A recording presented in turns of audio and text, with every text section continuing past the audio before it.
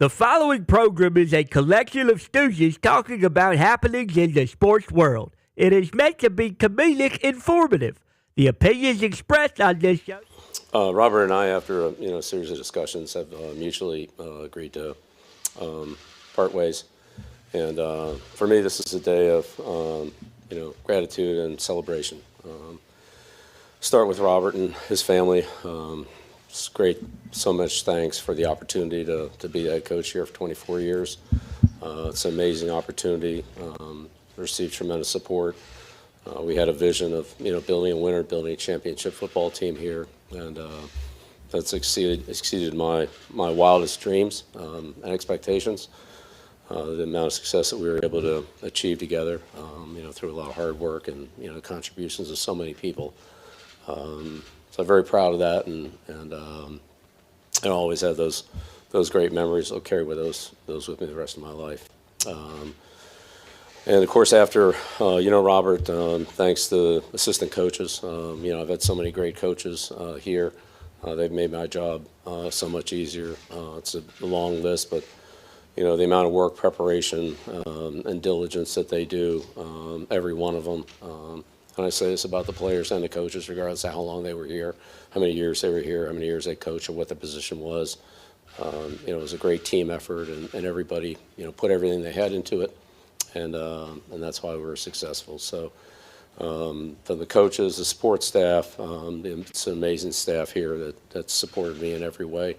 All the scouting and all the football support people, from equipment, training, security, video, operations, and so forth, right down the line, dining room. I mean, it's all first class. It's all extremely good. And special thanks to Bears and Nancy. They've been here since day one, and made my life a lot easier, or I've made theirs a lot harder, however you want to look at it. But that's a big shout out to them. And of course, a great deal of thanks and appreciation to the players. Players win games in the NFL, and I've been very, very fortunate to coach some of the greatest players that have ever played. Some of the greatest players that have ever played for the Patriots. Some of them are already in the Hall of Fame. Many more are going. But again, regardless of how long any of the players were or weren't here, or what their role was, or how many games they played, or even if they didn't win championships, I respect the way the players come to work here on a daily basis. All of them. And I've coached, well over 1,000.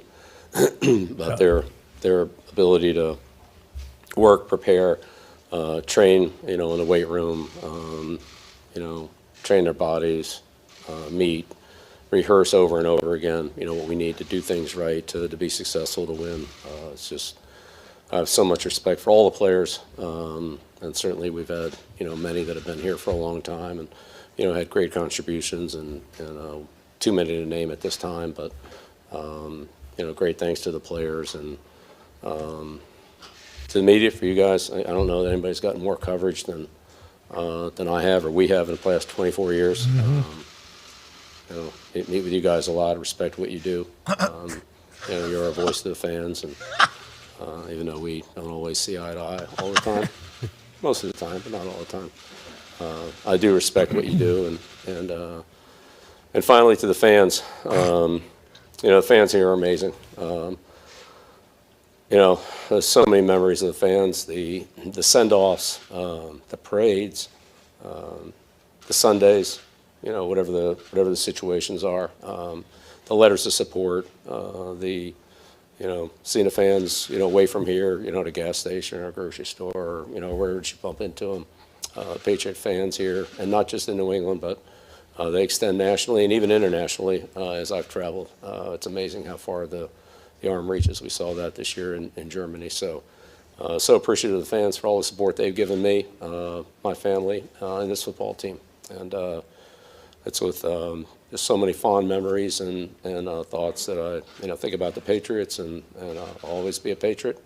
I look forward to coming back here, but at this time, we're gonna move on, and I look forward. I'm excited for the future, but always very, very appreciative of the opportunity here, the support here, and what you've done for me. Thank you.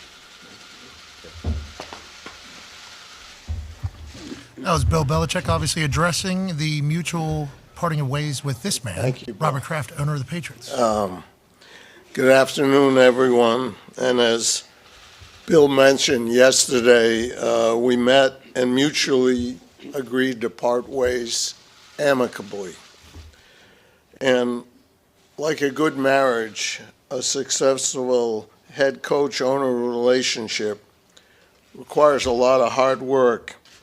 And I'm very proud that our partnership lasted for 24 years.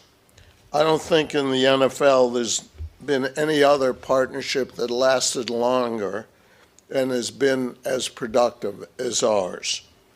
Yeah. I trusted my instincts to bring Bill back to New England in 2000 after immediately regretting not hiring him after working with him together in 1996. When I did hire him, I was still making the transition from the fan who bought season tickets in '71, sitting on the metal benches in the old Foxborough Stadium with my boys, to try to become an experienced owner. Bill has taught me a lot over those years, and we had high expectations for what we could achieve together. I think we were the only ones who had those expectations, and I think it's safe to say we exceeded them. We did. Thanks to you. Damn right. Yes, we did. It's hard to put into words, really, when I think back to sitting on those metal benches and that we'd have an opportunity to go to 10 Super Bowls together and bring 6 Lombardi trophies home to Massachusetts. Word. At heart, I will always be a sentimental sports fan. So this is a very emotional day for me. Some of my happiest and most memorable moments were celebrated with my family during Bill's tenure here. I recognize that it also is a very emotional day for many of our fans and most of our fans, as it represents the end of an era, one that hopefully will always be celebrated in this region.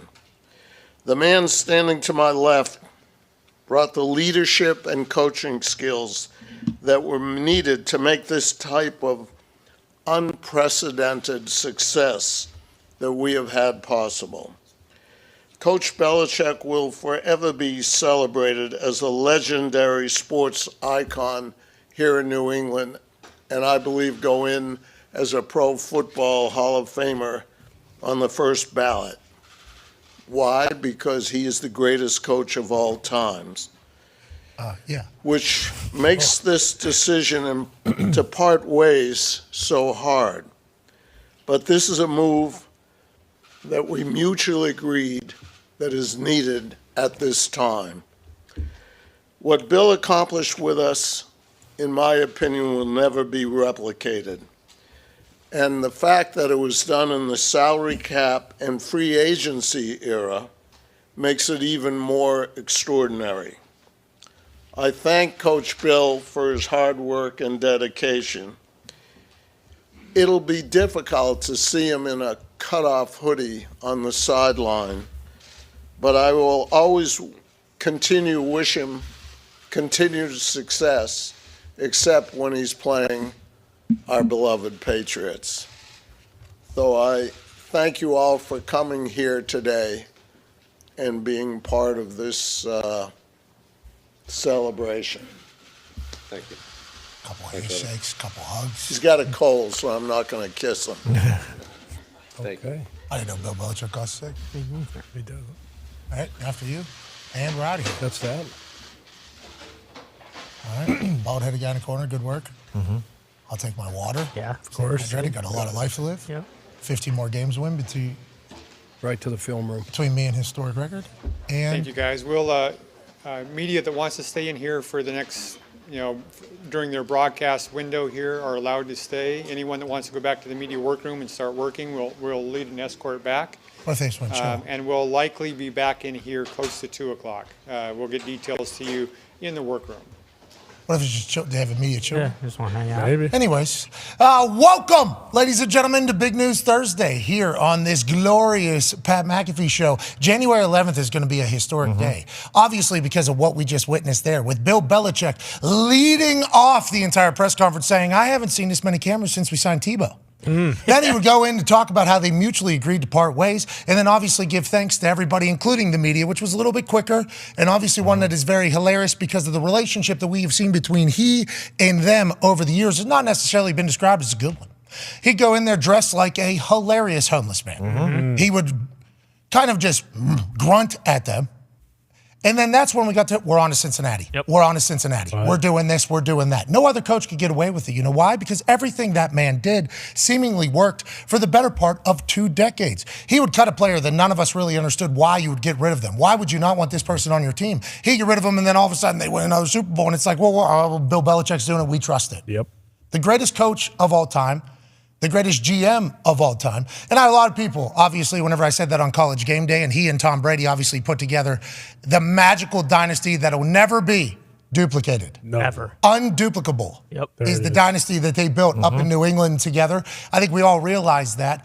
But whenever you start thinking of him as the general manager, he's in his kitchen there, that's great. He had groceries in front of him. He was the one that was picking these players that would go on to win 6 Super Bowls, to be the most successful team in the history of the toughest league, the biggest league on earth. And all the while, coaching the players up, developing the plan, scouting, Right. contract negotiating, Right. and winning. This man has committed his entire being to football, and obviously we're pumped it's going to continue. He's fit, not a bad little sand shot there. Yeah. He's good. Good hands. Guy's got pretty good hands. We know he's got a barrel chest. We saw that on a ring Yeah. cam. He's got a hysterical costume and wardrobe. He loves his boat, and forever we'll call him the greatest coach of all time. His time ends in New England, but it was a beautiful one. Hell yeah.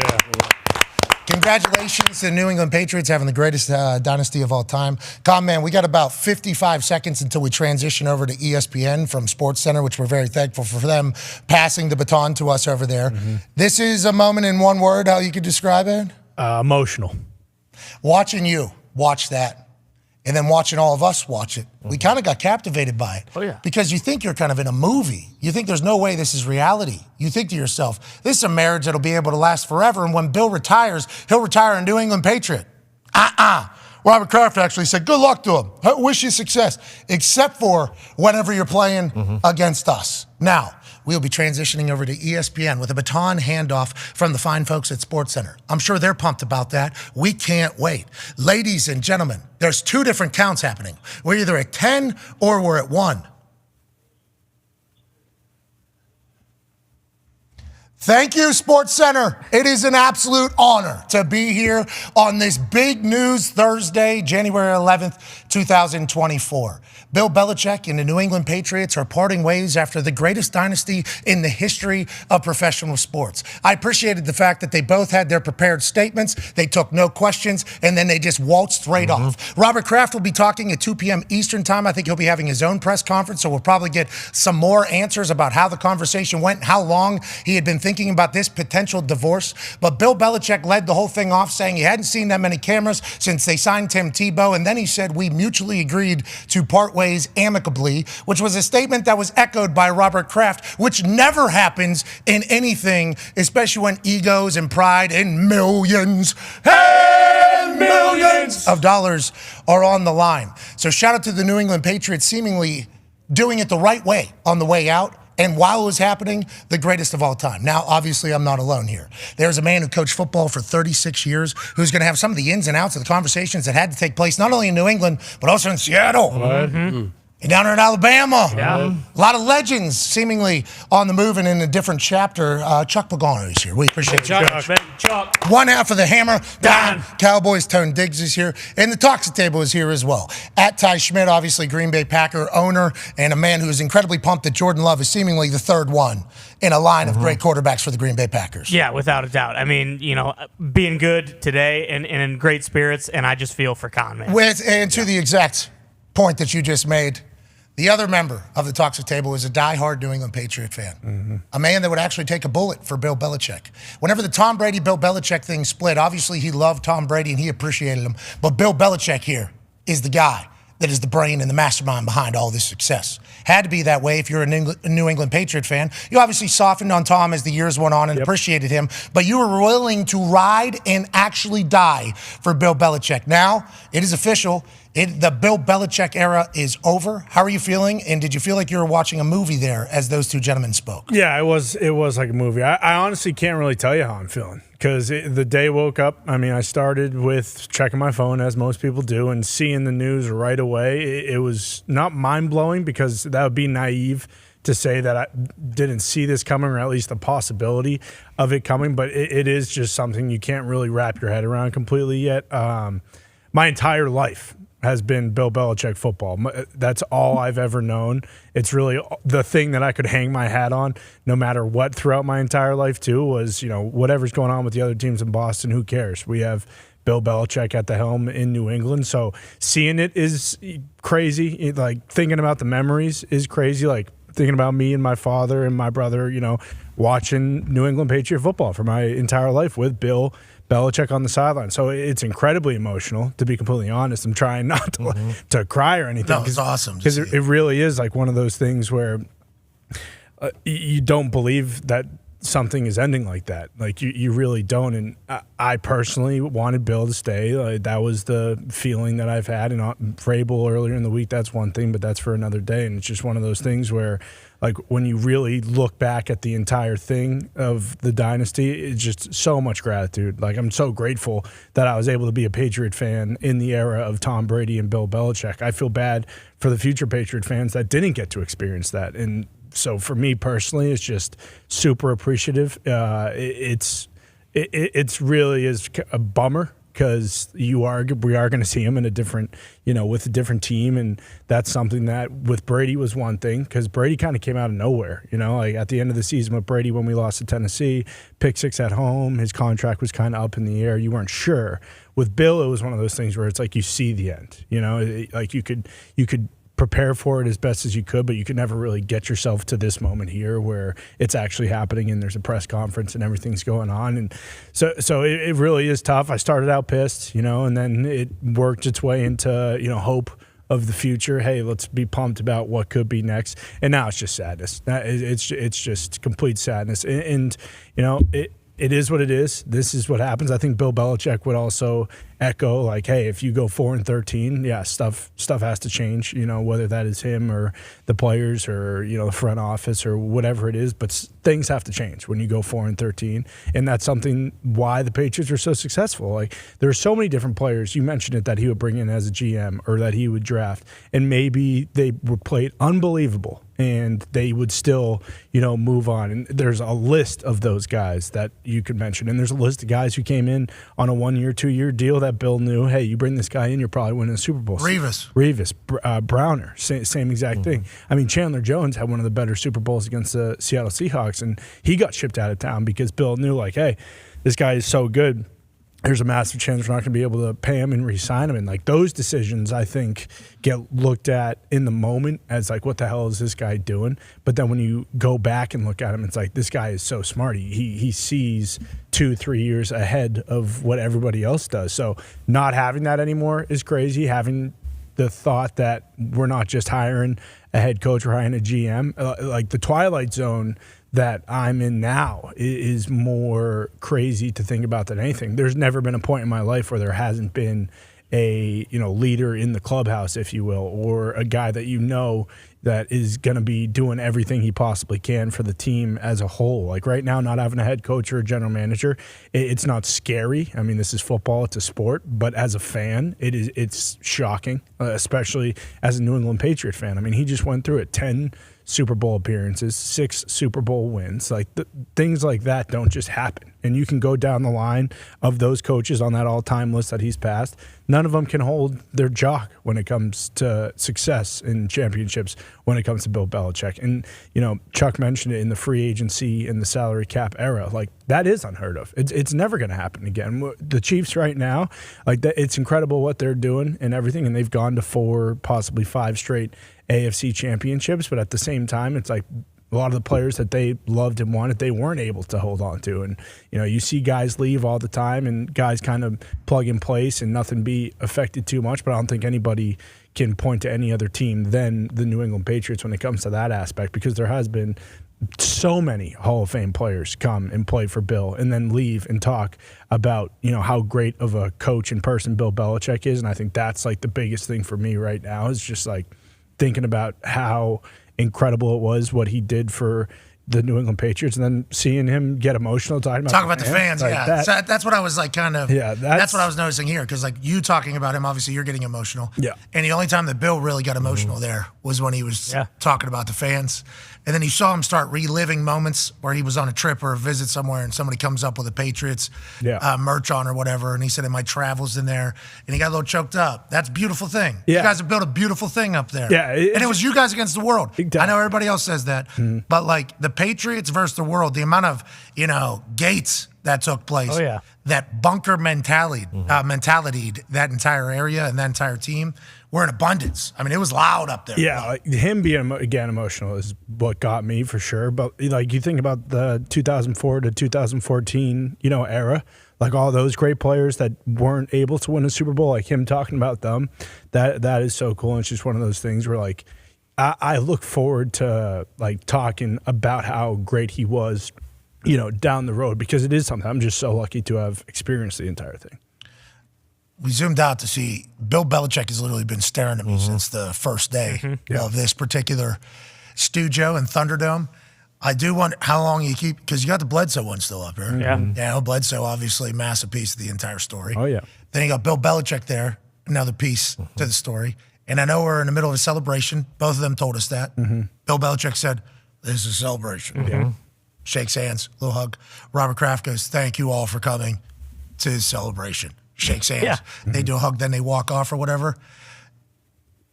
The celebration will come whenever Bill Belichick's done. Yeah. Just like the Tom Brady celebration came whenever he was done at the Buccaneers. This was all a formality, had to happen here. I wonder how that conversation went. And, this follows Coach Carroll seemingly getting kind of told that he's no longer the head coach at Seattle. If you had to guess what the Bill Belichick, Robert Kraft conversation went like, because I assume you've had to be in a couple of these before in your years of coaching, how does that normally go? So can you walk us through what something like that would potentially go like, and who do you think was potentially in charge in this particular convo? Obviously Kraft, I guess, would be the answer there. Honestly, after a 24-year run, I can imagine maybe after a first contract.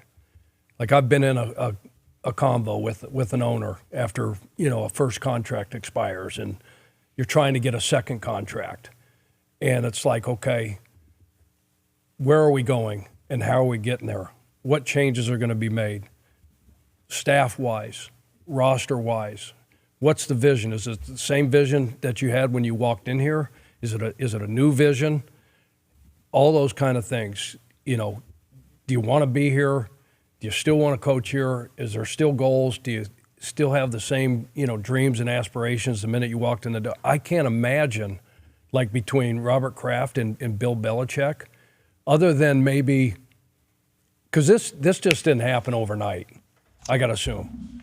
24 years. But like even this last year, this had to be maybe 2 years ago, 3 years ago, post Tom Brady.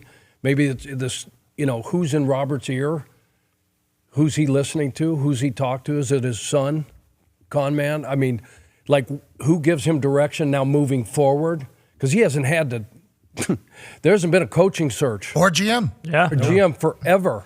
Those are two massive hires for any owner to have to make. And now Robert Kraft, who I believe is an incredibly intelligent human being. Yeah. I think he spent some time during his statement to flex a little bit, as he should. Congratulations. Right. Because there's some stats we got from Hembo here about the Bill Belichick era. And obviously you can place them with the Robert Kraft era too, because he's the one that hired Bill Belichick.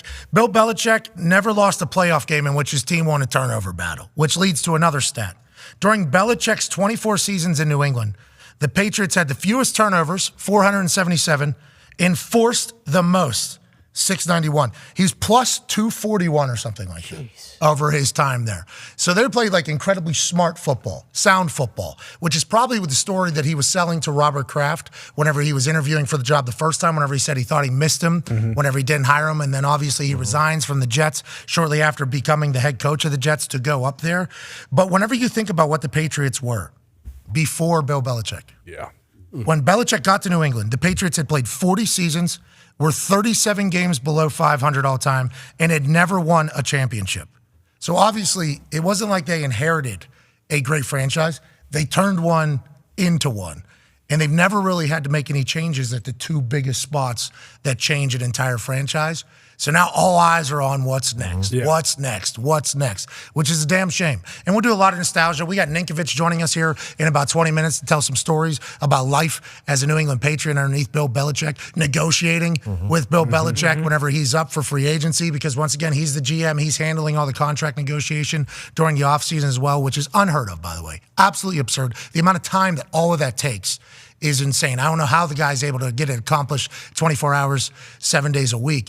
But whenever you think about what's next, everybody's saying there's going to be a transition process here in-house. Isn't that what's kind of being leaked at this moment right now? Yeah, right now, Tom Curran, which his report initially, Bill being out, correct, him being out after the Germany game, wrong. But Tom Curran right now saying that Gerard Mayo is been the succession plan, which is kind of what a lot of people figure, because last year he got a lot of head coaching opportunity interviews that he ended up, getting extension in New England, staying.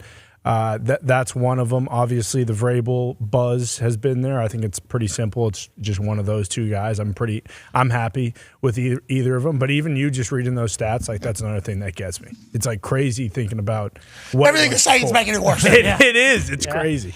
Bill Belichick had a 500 or better record against every single team in the NFL during his 24 seasons in New England. That's absurd. They talk about Tomlin. This guy's got a above 500 record every single year. He's got above 500 against everybody in the entire NFL. Belichick went 52-28 in New England in games decided by 3 points or fewer. Yeah, 52 and coaching.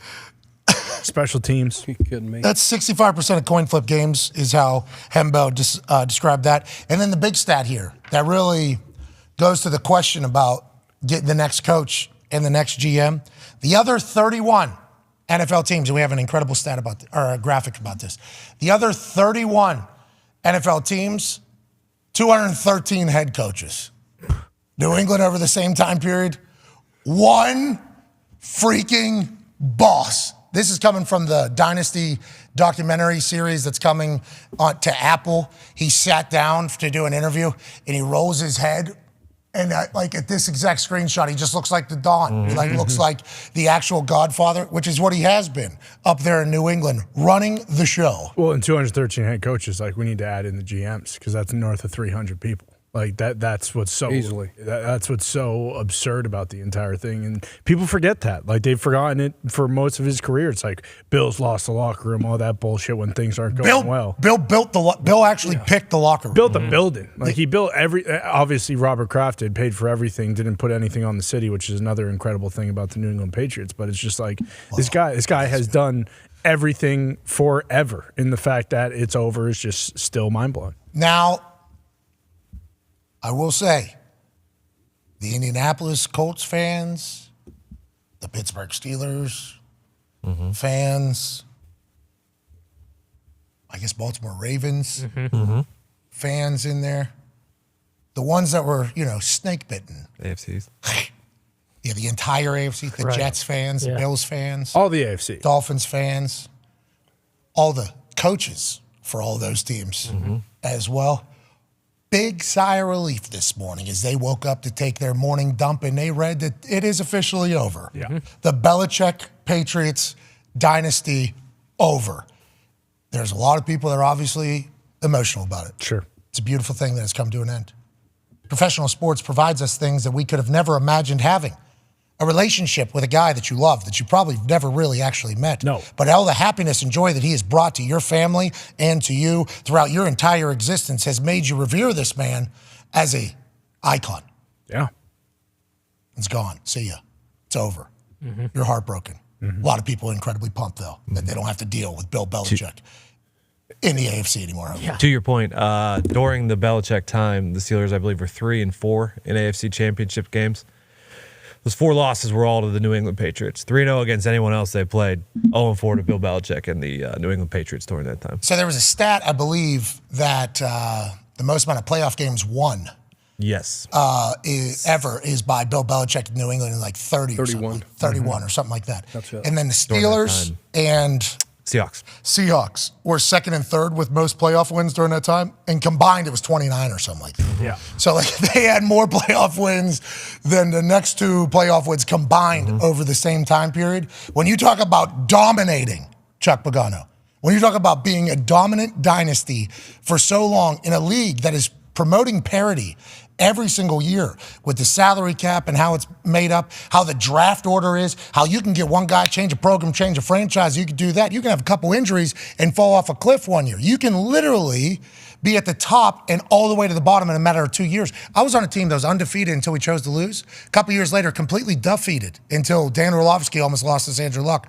by winning a couple games at the end of the entire thing. The NFL is not supposed to be run by one organization, and Bill Belichick was running it from the coach and GM position for so long. Why? Why was that the case, you think? Why is Bill Belichick an alien? Why is he able to do stuff that nobody else is able to do, Chuck Pagano? I just think back to the decision he made just when we're staring at Bledsoe here, right?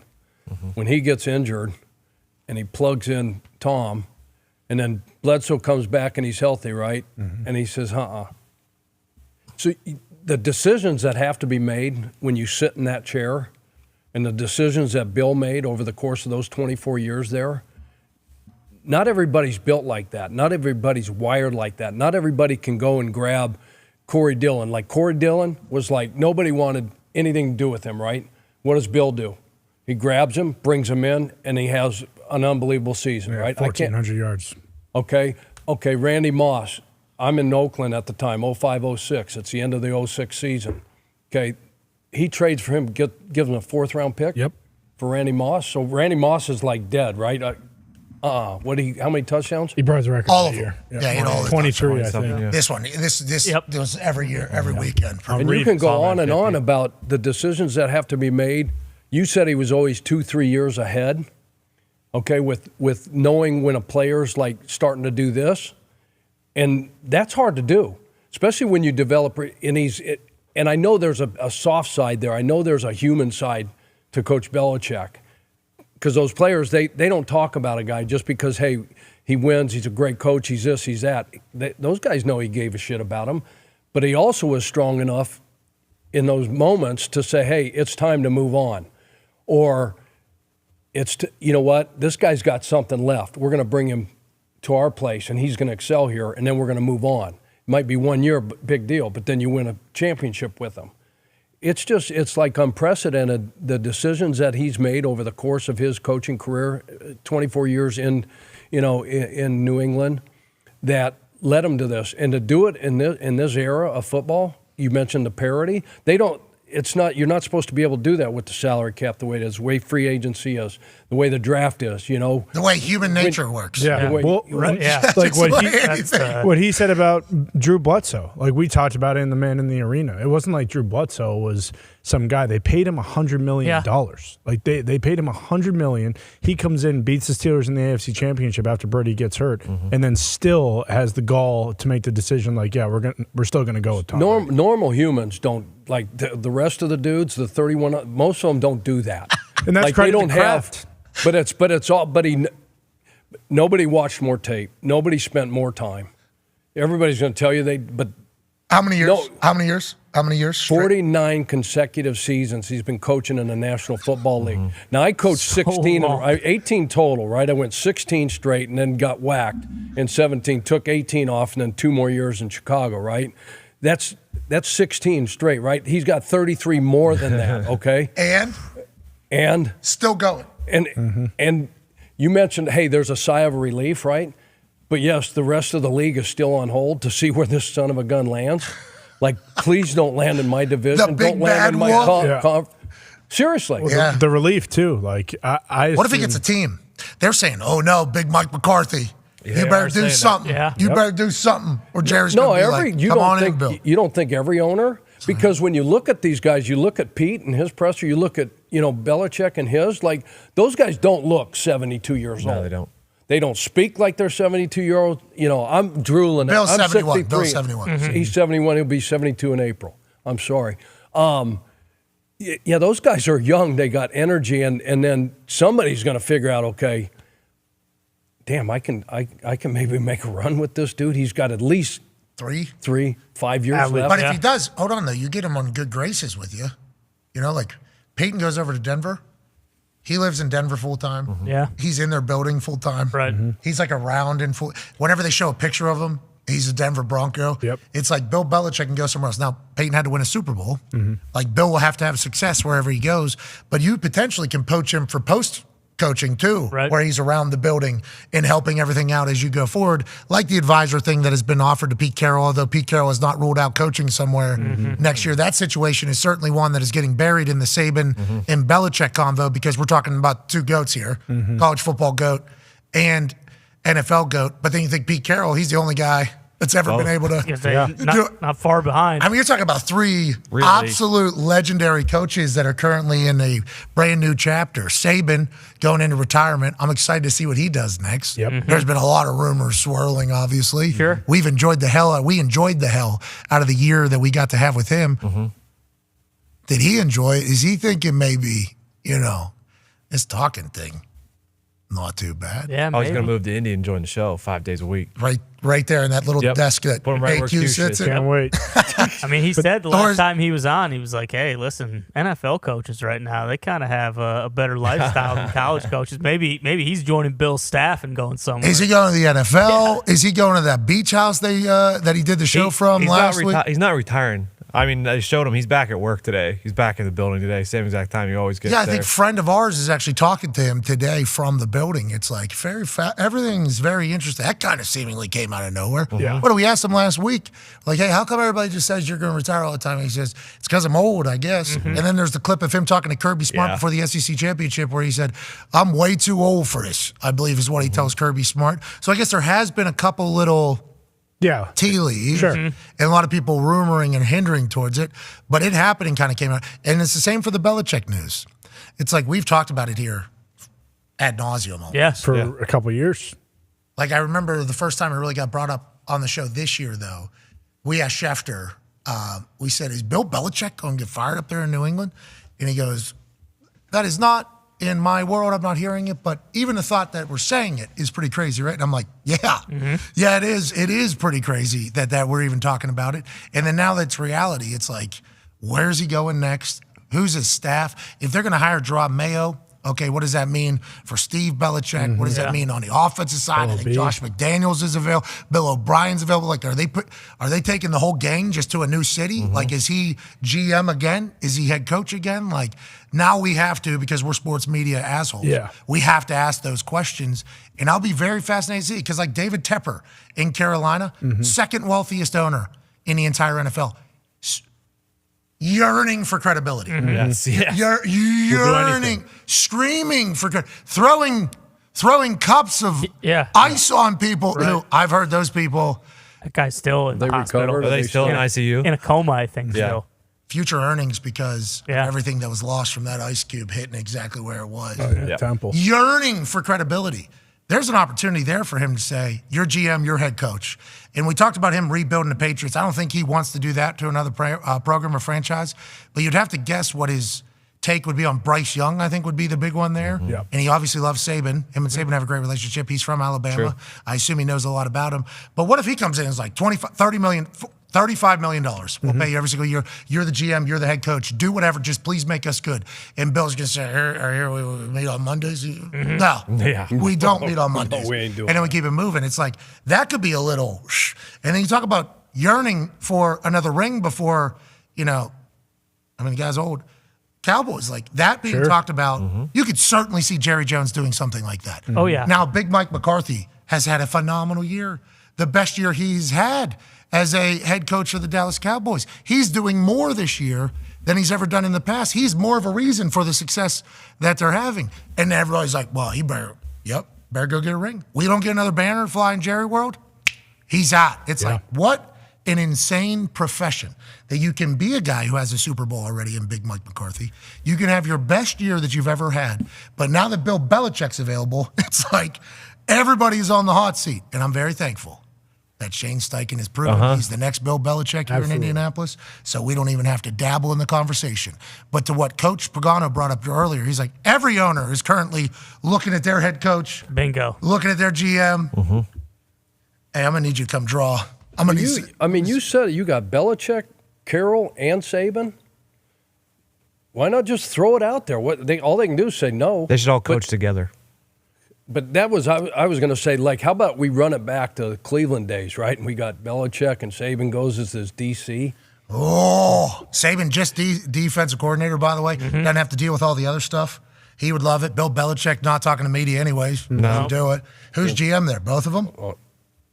Don't matter. Shit, let Carroll talk to the media. He's great. Yeah, Pete Carroll's our... Lombo comes back. Yeah, let Pete Carroll talk. He could be the motivational, the Tony Robbins. What a wild January we've had. Absolutely ridiculous. The one team that doesn't get talked about because they had a great year to finish the season was the Raiders. I don't think I would rule out the Raiders. Who's the owner? Who's the part owner? Mark Davis, who obviously football family. Man, Antonio Pierce, though. Yeah, no, it stinks for Antonio Pierce, but Brady. Could you imagine Raiders hiring another New England? I don't know. I think it's different with Bill. That one. You're hiring the Patriot way, I guess. That's okay. Yeah, and who's the quarterback That's there? okay. This one's okay. You think Antonio Pierce is actually... I get it. Can I work? Can I stay still? Can I DC for this? Can we at least do some of that? You think that's how Antonio Pierce would look at it? I don't know.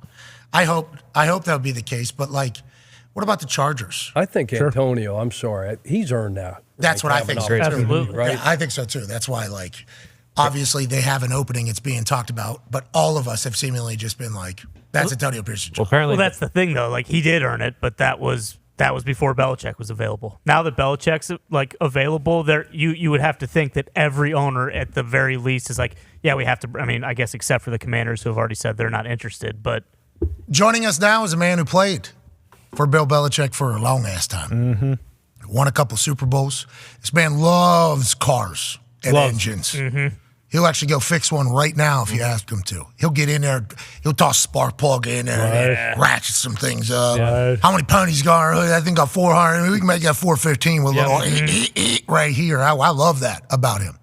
A stud, a stallion, a man who also played alongside Gerard Mayo for a long time, which is seemingly the next head coach of the Patriots, if you listen to some sources. Ladies and gentlemen, Robert Ninkovich. Pat, what's up, man? How you doing? Hey, I'm fantastic. Connor actually almost broke down and started crying at the beginning of the show after the statement was made by Bill Belichick, where he got emotional when he was talking about the fans and how appreciative he was of them. And he's been doing a lot of nostalgia, going through old videos, old photos of him at parades, him at games with his dad and his brother, and what Bill Belichick has brought to him in the entire New England area and Patriots fans. Obviously a bit emotional. How are you feeling while watching that all kind of take place in a dynasty officially being over, Rob Ninkovich? So, Pat, I'm going to be honest with you. This shit got me emotional, man. It's insane because you're looking at Bill Belichick. He's leaving after 24 years, the dynasty, and just the way he's talking. And clearly, Robert Kraft is talking about, well, when we see him on another sideline in a cutoff hoodie, so he's going to continue to coach. Clearly, that was a statement made by Robert Kraft that Bill Belichick's going to continue to coach. And the emotional part, obviously, Bill gave me an opportunity. And with that opportunity, I was able to take that, play a long time, win a lot of football games, win championships. And, it was an amazing opportunity for me at the time because I was out of the league, basically out of the league. I had an ACL injury, and he was the only guy that gave me a chance. So I owe a lot of what I have today to Bill Belichick and giving me that opportunity. But the emotional side of it, it's pretty tough because moving forward, you look around the league right now, there are teams that have, and the coaching, kind of iffy coaching, and Bill Belichick is walking out the door. So it's a weird time. I mean, you look at the you look at Seattle right now, right? And Pete Carroll is not going to be the head coach for that football team, a guy with a ton of experience. And then Bill Belichick leaving the Patriots, He's going to clearly go and coach somewhere. It's definitely a weird time in New England, probably the first time in a long time that anybody has felt this way as a Patriot fan. Yeah, certainly. 24 years of success at the GM and the head coaching position, which leads me to my next question for you. Obviously, as a head coach, he's the greatest of all time. Everybody kind of talks about that. I have said, though, and I think you kind of alluded to that, where you're out of the league, nobody gave you a chance, and he brings you in, and you become a Pro Bowler, multiple-time Super Bowl champion. Nobody talks about his – did you ever make the Pro Bowl? No. Well, that's the fan vote. The fan vote. I'm sure the player vote I would have got in, but the fan vote, the popularity there, I didn't get it. But it's okay. I was close. I was pretty close. I think I was like on the average Joe team. I think I made that once.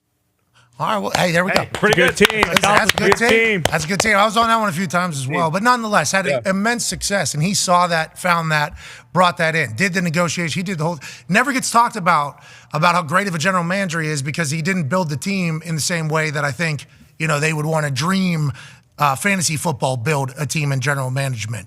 So, 6 Super Bowls as GM. Do you think he just gives that up? I think he said in a press conference that he doesn't have to be the guy that's being GM, just wants to do whatever is best for the team. But whoever brings him in next, let's say it could be any job, let's say anywhere. Do you think he's GM and coach and they're bringing the whole song and dance to the next place? Or how do you think this is kind of a line going forward? And what was he like as a GM day to day as you had to work with him?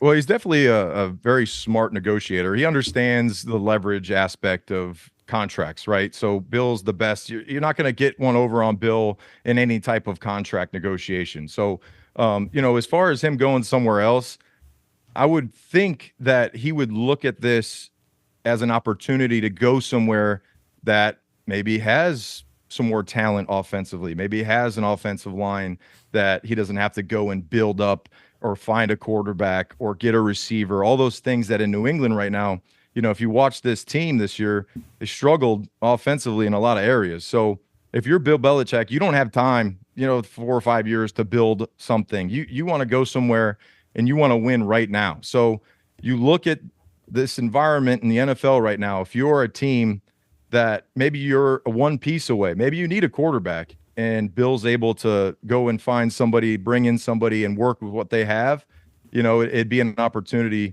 for that team to do some great things. So, even for you look at the Cowboys, I think, I don't know who said it on Get Up, but I do believe that somebody was saying that McCarthy, if he doesn't win, that it might be his last year. And I could see Bill Belichick, say Green Bay goes down to Dallas and takes care of business.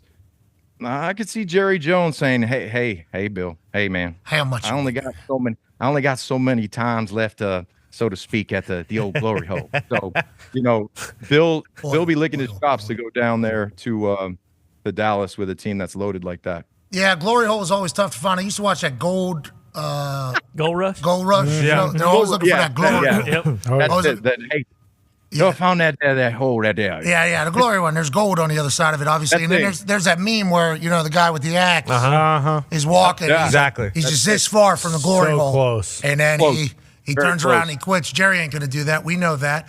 That's a funny, we brought that up because whoever said it on First Take or Get Up wasn't like the first person to say that. Like a lot of people were like, Jerry Jones feels like the right person to work alongside Bill because Jerry understands Bill Belichick. They've been around each other for so long. Like anybody that hires him has to be a guy that understands who they're getting, right? And it kind of goes back to what I was originally asking about. Jerry Jones and his son Steven, I think, are the general manager president things. You think Bill would just want to say in that entire thing as opposed to doing the whole job and just focusing on coaching? Or how do you think that would go?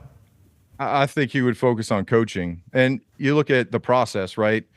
Over the years, he was able to, he walked into the situation where the Patriots, when he first started, they were a team that was, they're kind of middle of the road, but they had a bunch of talent, right? And he was able to take that talent defensively and really make it a championship level defense. So if you let Bill Belichick come in and just coach your team up specifically on situational football, there might be less, before the halftime management issues with timeouts. I mean, we've seen that in the past. Everywhere. With Dallas. But, those are the little things that at the end of the day, your head coach is there to make sure he manages all those little situational football things that Bill really, he could do that in his sleep, right? So I think that with the situation correct and the good roster, Bill would be okay with coming in and saying, you know what? Y'all do the personnel, and I'll stick to what I do best, and that's coaching this football team. Cowboys or wherever is obviously ridiculous with Bill Belichick as the head coach thinking about. But Mike McCarthy is 12-5 last 3 seasons. Jeez. Absurd. Could be because that's Bill Belichick, though. I think like a lot of media people that maybe have been jaded by Bill Belichick don't have a grasp on the reality of like, hey, this is the guy. 71 years old, who cares? We'll take him over whomever. And you think he has success again? Con Man has a question for you, but for me, you think he's able to get to the mountaintop one more time? If not, do you think he can? Do you think he will? Because obviously Tom going to Tampa, winning, huge part of the whole deal. Peyton Manning going to Denver, winning, huge part of the whole deal. Matthew Stafford going to Los Angeles Rams, winning, huge part of the whole deal. It feels like that is a part of it. You think Bill is able to do something similar? Andy Reid goes to Kansas City, wins. I mean, do you think that is something he'll be able to accomplish and will accomplish? Yeah. I mean, I think given the right circumstance and a little bit of luck, you know, Pat, in football, every single year, you lose one or two guys and you're in trouble, right? So if he was able to go to a roster that had a great quarterback, you know, things that he was able to work with and things worked out well during the season. He didn't lose anybody that was a major piece. I think Bill, obviously, whatever team that he goes to, they would clearly be a team that you would think has an opportunity to get to a Super Bowl. I think with his pedigree and the way that he does coach everybody, and everybody says he's a defensive coach. Bill is a 3-phase football coach. You know, he was a special teams coach. You know, when I first got there, I made the team as a long snapper punt team guy, right? I bet. Right? Hell yeah. So, right? Yeah. So I got to that team. The only way that I made that team was to go in at 5 a.m., meet with Brian Flores in a little cubicle, and every day, because he was an assistant special teams coach at the time, and me and B-Flow would go through everything. Because Bill said the only way you're going to have a chance here, you got to do multiple things, and you got to play on teams. And he was a special teams coach. He's a defensive coach. We all know that, but he's also an offensive coach. So wherever he goes, he's going to help every phase. And he's going to feel rejuvenated, I'd assume, as well. That's what we talked about with Aaron whenever he got over to the Jets. Those first OTAs, there's somebody in here that has never seen Aaron Rodgers throw a football before. Yep. A whole new training staff is getting to watch Aaron Rodgers warm up. So now his warm up is even the best that it's ever been. You got a whole new tone and a standard that you have to show to people that maybe have never seen it, but have certainly heard about it. That can really do something, especially to a motivated human being. Con Man has a question for you, and I'll tell you what, Ninko, you said you were getting emotional. So was he. That was beautiful to watch. It was beautiful to watch Con. Yeah, it's a tough day, Nick. You know that. And, you know, Pat mentioned you're 2-time Super Bowl champion. Thank you for those, by the way. Not just 2 Super Bowls either. The Malcolm Butler interception Super Bowl, Seattle comeback, Atlanta Falcons 28-3 comeback. From those 2 games, or even, you know, before the game leading up to it, is there anything that stands out to you that you remember from Bill specifically, whether it was a pregame speech or even a, you know, night before speech like he's done before? You know, everyone goes back to the Philadelphia Super Bowl that we won in 2004, against Andy Reid, and about how they already mapped out the parade in the, you know, Philly newspaper for that Tuesday leading up, and he showed the team and everything. Was there anything like that kind of hit you that you weren't expecting today, or one that you always go back to when you're thinking about your time in New England with Bill? Yeah, so there was a moment in I go back to when we were playing the Giants in Indianapolis, actually, and I remember Great city. It was the fourth quarter, right? I'm actually on a knee, and I remember this like yesterday. The helmet that I have from that game actually still has the paint on the back side of it because I was leaning on my helmet, and there was a point in that game where the offense had the ball, they were driving. And I remember looking up at the scoreboard, and I was thinking to myself at that time, we're going to win this game, and I'm going to win my first Super Bowl, okay? And then we all know what happened. There was that throw. Wes drops the pass. We should have been able to put the game away at that point. It didn't happen. We go back out on the field, couple crazy catches. They march down the field. You know, defensively, there's a term called Rolex, right?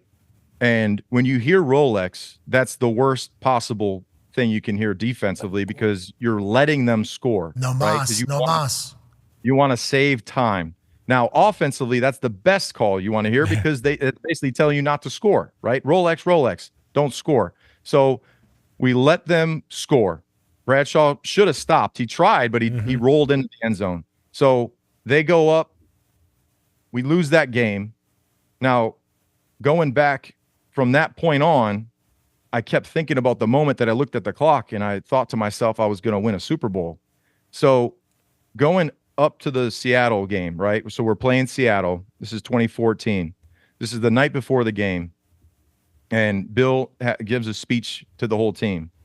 And at some point, it was like a lightning bolt, and it struck me because he said, all right, at some point in this game, we might be up or we might not be. We might be down, or you might mess up. You might miss a play. You have to make sure that you forget about what happened the play before, and you can't look to 2 plays ahead. You can't look to the end of the game. You can't look at the clock and think we're going to win this game based on any situation. And when he said that, he's talking to me. He's talking to me, right? He's talking to me. But I think it's human nature at certain points in a game to look at the time left on the clock. You look at the score and you think, we got this. We are going to win this game. And he brought it back to think about what your responsibility is in your assignment for the specific play that's about to happen. If you could be punting the ball and you're trying to get it inside the 5. You could be on kickoff return and your job is to kick out the tackle. You could be on punt team and you got the 2-3 twist, right? All those things that every single guy has a responsibility on the team. Think about what your job is for that specific moment. And if you can do that and then move on to the next play, move on to the next play. Don't think about the end of the game. And there were moments in that game where it was tough to do that, right? We go up, we go down. Before the half, Russell Wilson throws a touchdown pass. Then we come back in the second half. They're driving the football. The crazy catch with the tip pass when Malcolm comes in, right? On the 5, they run the ball. And then they throw the interception. That whole time, I just kept thinking, I got to do my job. I got to continue to just focus on the next play. And Bill's speech before that game really struck me and made me do that throughout that whole game. And then we won that game. It was like a weight coming off my chest because it had been 10 years since the Patriots had won a Super Bowl. It was 2004 and then it was 2014. And I was the new regime. I was the new chapter, the Patriot way of the new defense coming in. I wasn't Vrabel. I wasn't McGinnis. I wasn't Brewski. I was the new guy, right? But I hadn't won anything. When you played for the Patriots in the early 2000s, 2010, 2011, 2012, everyone thought you won a Super Bowl. It's like, no, I lost one, and now I'm trying to win one. So 2014 was such a big moment for me because it had been 10 years. A lot of people don't realize it was 10 years between 2004 and their next Super Bowl. And he was there the whole damn time. What a stud. Just like you. We appreciate the hell out of you, Ninko. What's the name of your podcast? Pat, this is the Dahn and Ninko Show. So we do once a week. It's a fun show. We review beer. We have a great time. We talk about local New England sports, cars, because I love cars. Love it. Cars. Oh, yeah. Love it. Cars. And, hey, Pat, I know you got a few. Take care, man. Appreciate you, Ninko. Ninko. Obviously, this is a conversation starter for everybody when they're talking about the dynasty, and there's still Raiders fans that are pissed off about this. Here's the game plan. Go out there in the middle of a snowstorm and make a kick that you're not supposed to make at all from 45 yards. This is the Patriots season on the line. Do you remember this moment right here in your head? Were you scared to death? Were you fucking pumped? I would say I was probably more scared to death as I'm watching the Tuck Rule review and realizing, holy shit, we get the ball back. Oh, yeah, by the way, it's coming all down to you, man. This will be a 45-yard attempt. That's Vinatieri's luck from this distance of late. Once I got out on the field, I really had 3 thoughts. First and foremost, try to attack the ball, but stay light on your feet. Just like anybody, you're running on ice. If your cleats don't stick, you're falling on the ground, and then the ball's going to end up hitting your center right in the back of the head. I wasn't thinking about missing 4 of the last 5, if that's truly what was going on. For me, it was all about, hey, these guys aren't going to be able to get a good rush, get it straight and get it above the line of scrimmage. And thank goodness, as it left, and I saw that they didn't block it, then it was was all about, I don't know if it's going to have enough distance in this snow, let's hope for the best. And I really didn't know until the referees at the back of the end zone raised their hands. I couldn't really see it. Couldn't tell if it was good or not. Hell yeah, because it's a snow globe. What a kick.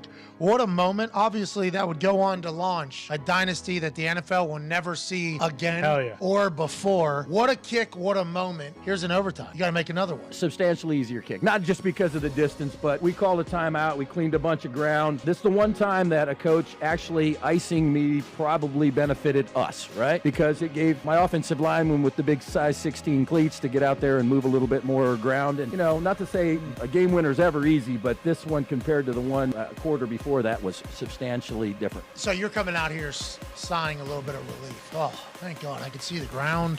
I'm not going to fall. Right. We've already done this. Exactly. This is no problem. Tied. And then you murder that ball dead center. And then obviously in the Super Bowl, you have like a 49-yarder that you hit at the top of the upright. Couldn't have been a better ball, I don't think. You hit it cleaner. You have something inside of you, okay, that not a lot of people have. And Joe Burrow seemingly is a guy that has it. What is that? I would love to tell you that I was born with or I developed the ability to, be a clutch under pressure. I do think that there's certain people that are born with the want or the ability to say, Michael Jordan, Tiger Woods, Mariano Rivera. These guys and ladies are the type of people that go, I want the game coming down to me. I want to be the reason, LeBron, I want to be the reason why we win or lose. I was kind of that same person, playing soccer as center midfield, and in baseball, I either wanted to pitch or catch. I'd leave it there. I know what you're thinking. Knock it off. I know you. Anyway, but I always wanted to, be in the middle of the game and be the reason why. So once I get to football, obviously 59 minutes of the game, I'm standing on the sideline, but I guess this is the one. The following program is a collection of stooges talking about happenings in the sports world. It is meant to be comedic informative. The opinions expressed on this show do not necessarily reflect the beliefs of their peers, their boss, or ESPN. There may be some cuss words because that's how humans in the real world talk. If you are young, please seek permission before watching any further. Hey, What? let's go! This show stinks. And the fact that you listen, we are very, very thankful for it. The all-time leading tackler for the Green Bay Packers, you pig! Damn it! Be a friend, tell a friend something nice could change their life. Sport! Hello, beautiful people, and welcome back to our humble abode, the Thunderdome, on this Big News Thursday, January 11th, 2024. Hour 2 of the program starts now. Football is currently experiencing a moment, isn't it? Yeah. Yeah, you can say that. I'd say. Three massive, historic names in coaching of football have all been required to experience change at the same damn time. Nick Saban in Alabama yesterday announced he's going to retire. Whoa. Still showed up at work today, though. He's going to help the team, the coaches, the players in this transition era. Doesn't want to leave them high and dry, but knows he doesn't want to do another college football season as a head coach. And for that, we say thank you for allowing us to experience your last year. Thank you, Coach. Nick.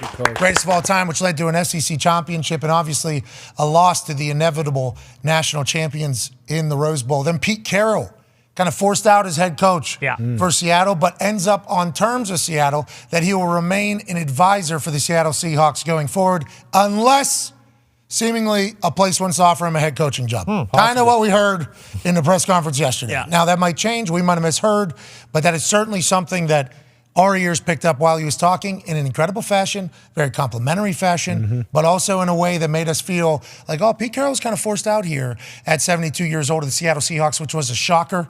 Obviously, Vrabel fired a few weeks ago, and then Bill Belichick. And the Patriots amicably parting ways announced this morning via Adam Schefter, Ian Rappaport, Everybody. news outlet, and then they both gave statements about how appreciative they are and they move forward. The Talks Tib was here at Ty Schmidt and at Boston Connor, who is obviously diehard Patriots fan, who's experienced a lot of emotions this morning. Yeah, a lot of emotions. It's a weird day. It's a weird day for me for sure. I haven't felt these things in a very, very long time, but again, just grateful for it, and we're on to the next chapter. Are you? Absolutely. We're not still just on that last page still. Maybe thinking about We go back. go back a couple pages. Oh, I will later. But for the rest of the show, yeah, no. We're on to the next chapter. Later An hour and 56 minutes. Yep. I'll watch, believe me, I got a lot of sad montages bookmarking my Twitter. I'm going to have a great night, I suppose. I saw one 10 minutes after it was announced. Yeah, they were. Yeah, no, believe me, people had them queued up. I actually, funny you say that. We might be talking about the same video. I watched 10 seconds of one of these sad montage videos, and nope, can't do this right now. And I haven't watched it yet. Not ready. No, not ready whatsoever. Well, it did feel like a movie as they were both speaking. Robert Kraft will speak again here in about 56 minutes. He has his own presser. We will stream it. If there's nothing coming from it, we will certainly cut it and then talk about what else is happening over there. One half of the Hammer, Cowboys Tone Diggs is here, diehard Pittsburgh Steelers fan. The Big Bad Wolf is seemingly out of the AFC. Stays in the AFC, still a problem for everybody. Yeah, but it is like because he was the big bad wolf in New England. Now, is it going to happen somewhere else? Maybe, probably. He's the greatest coach of all time. But the big bad wolf is out of New England, and that goes hand in hand. So yeah, a lot of other fan bases are celebrating. The dynasty is officially dead. 36 years as a football coach, 18 in the NFL, 18 in college. Chuck Pagano. That's wild to say, wild to think about, wild to be here. Surreal. Yeah. Like You were at multiple teams while he was up there doing his thing. You gonna go back to coaching, Chuck? Yeah, you thinking about it? You're Get not back in. 72. Yeah.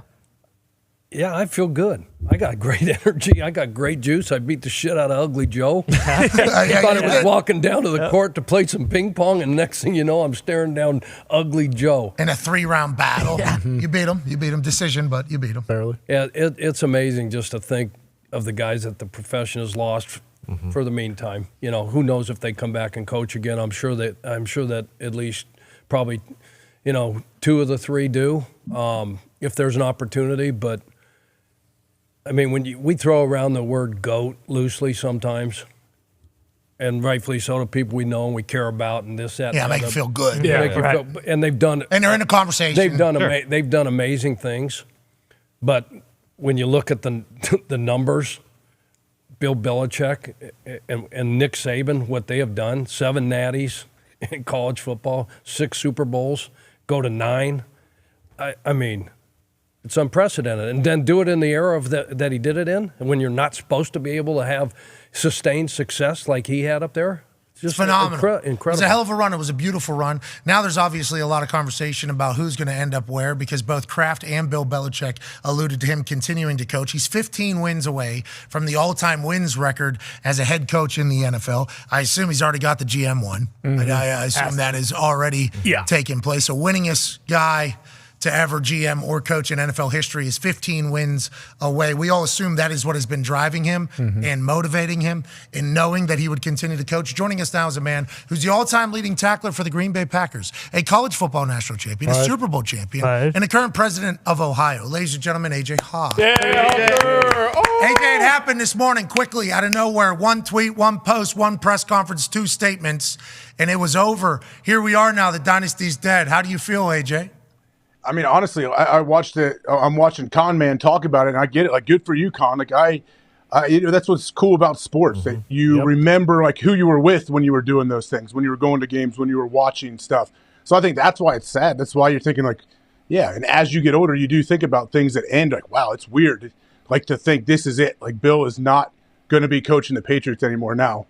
As Robert Kraft said, he will be on another sideline very soon. It sounds like, I don't know where that might be. But yeah, it is kind of sad, man. And seeing Bill almost get there and get like he was starting to get a little emotional. Yeah, it's cool to see, but it's super sad at the same time. I appreciate the fact that Bill took a little bit of time during his statement to flex a little bit. Yeah, had to. And then whenever Robert Kraft asks a couple questions, I think we've exceeded expectations, and we have. Yeah, we did. Yeah. Just on. Yes. Yeah, we started. Bill acknowledging his success for the first time here as of late, seemingly. I'm happy for it because that's like, hey, there's a human having some happiness in there because you don't know if he gets to have it. Even during this statement today, he said, "This is a celebration day." I was like, is it? You tell me, buddy. I don't.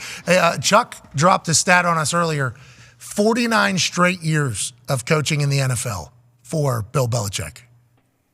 Wow. That's when I say coaches get institutionalized. Like, how do you function in society when you've been coaching for that long? This guy is unbelievable. Dude, this is Red or whatever, from Shawshank. Exactly. Yeah. Just reading the clip. Sweet wristband. He gets outside for 2-3 weeks, experiences what retirement is. He's just thinking about grabbing. Yeah, I got to go back. I got to get out. Get me back. Tom Moore. Tom Moore is a guy that a lot of people don't know. You look him up. He's been on NFL sideline for 150 straight years since the league was actually began, and he's still coaching somewhere, somehow advising, doing his thing. But Bill Belichick hasn't just been 49 years. The last 24 years of it, he's been the general manager and the head coach and a pirate at a Halloween party. So talk about wearing hats. Yeah, exactly. That's a lot of them. That is a lot of hats. And you never heard him bitch. Ever. No, never. Never like, I'm tired. No. Hey, why'd the team do this? We got screwed by the refs. You never, ever. It was always just ball. This is business. This is what we're doing. And then you hear the stories behind the scenes. It's like, the guy talks shit. He's hilarious. People love him, enjoy him. It's just like, it feels like he's done it all right. And obviously, whenever you win, Taylor Swift said this, people throw rocks at things that shine. It's true. And this son of a bitch has been shining a long time, not only with his rings, but just what he's been doing. And him and the way he operates and the fact that he never lost his hard edge either is one that I appreciate. Going into commercial break on Christmas. Yes, against the Steelers. This past year, 4-12.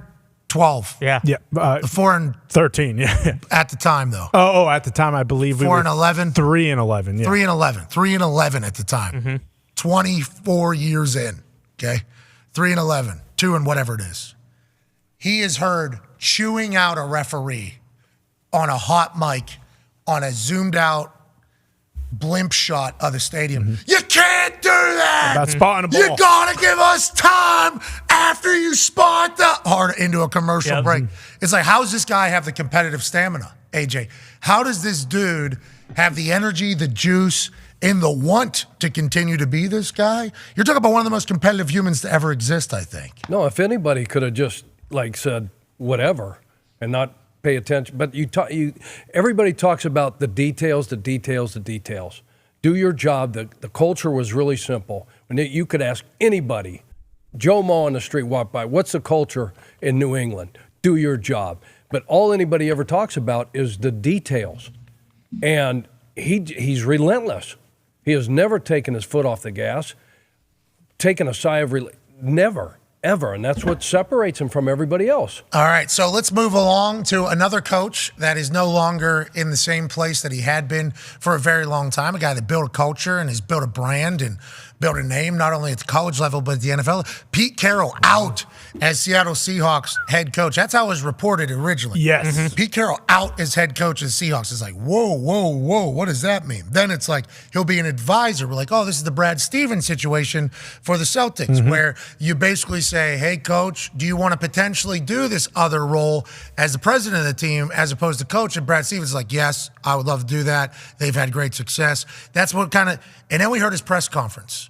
And then he talked about how he competed to keep his position as the head coach of the Seattle Seahawks. Here's the clip from the press conference that I don't think a lot of people heard because it was in the question portion after the written statement portion, in which he was emotional and fantastic, as Pete Carroll always is. This question, though, caught all of our attention.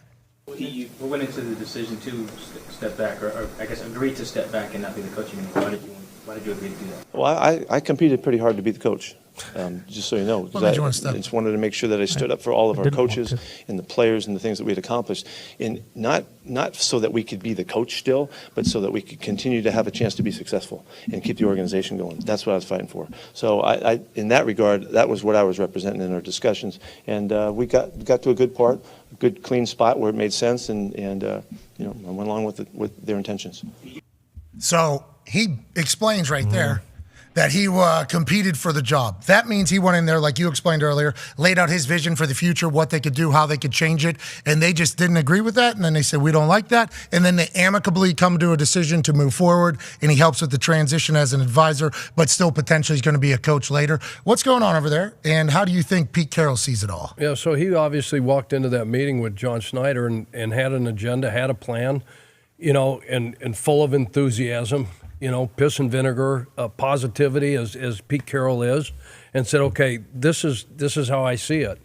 And obviously, John Schneider or whoever, ownership down to John Schneider, hey, we need something new, we need a change.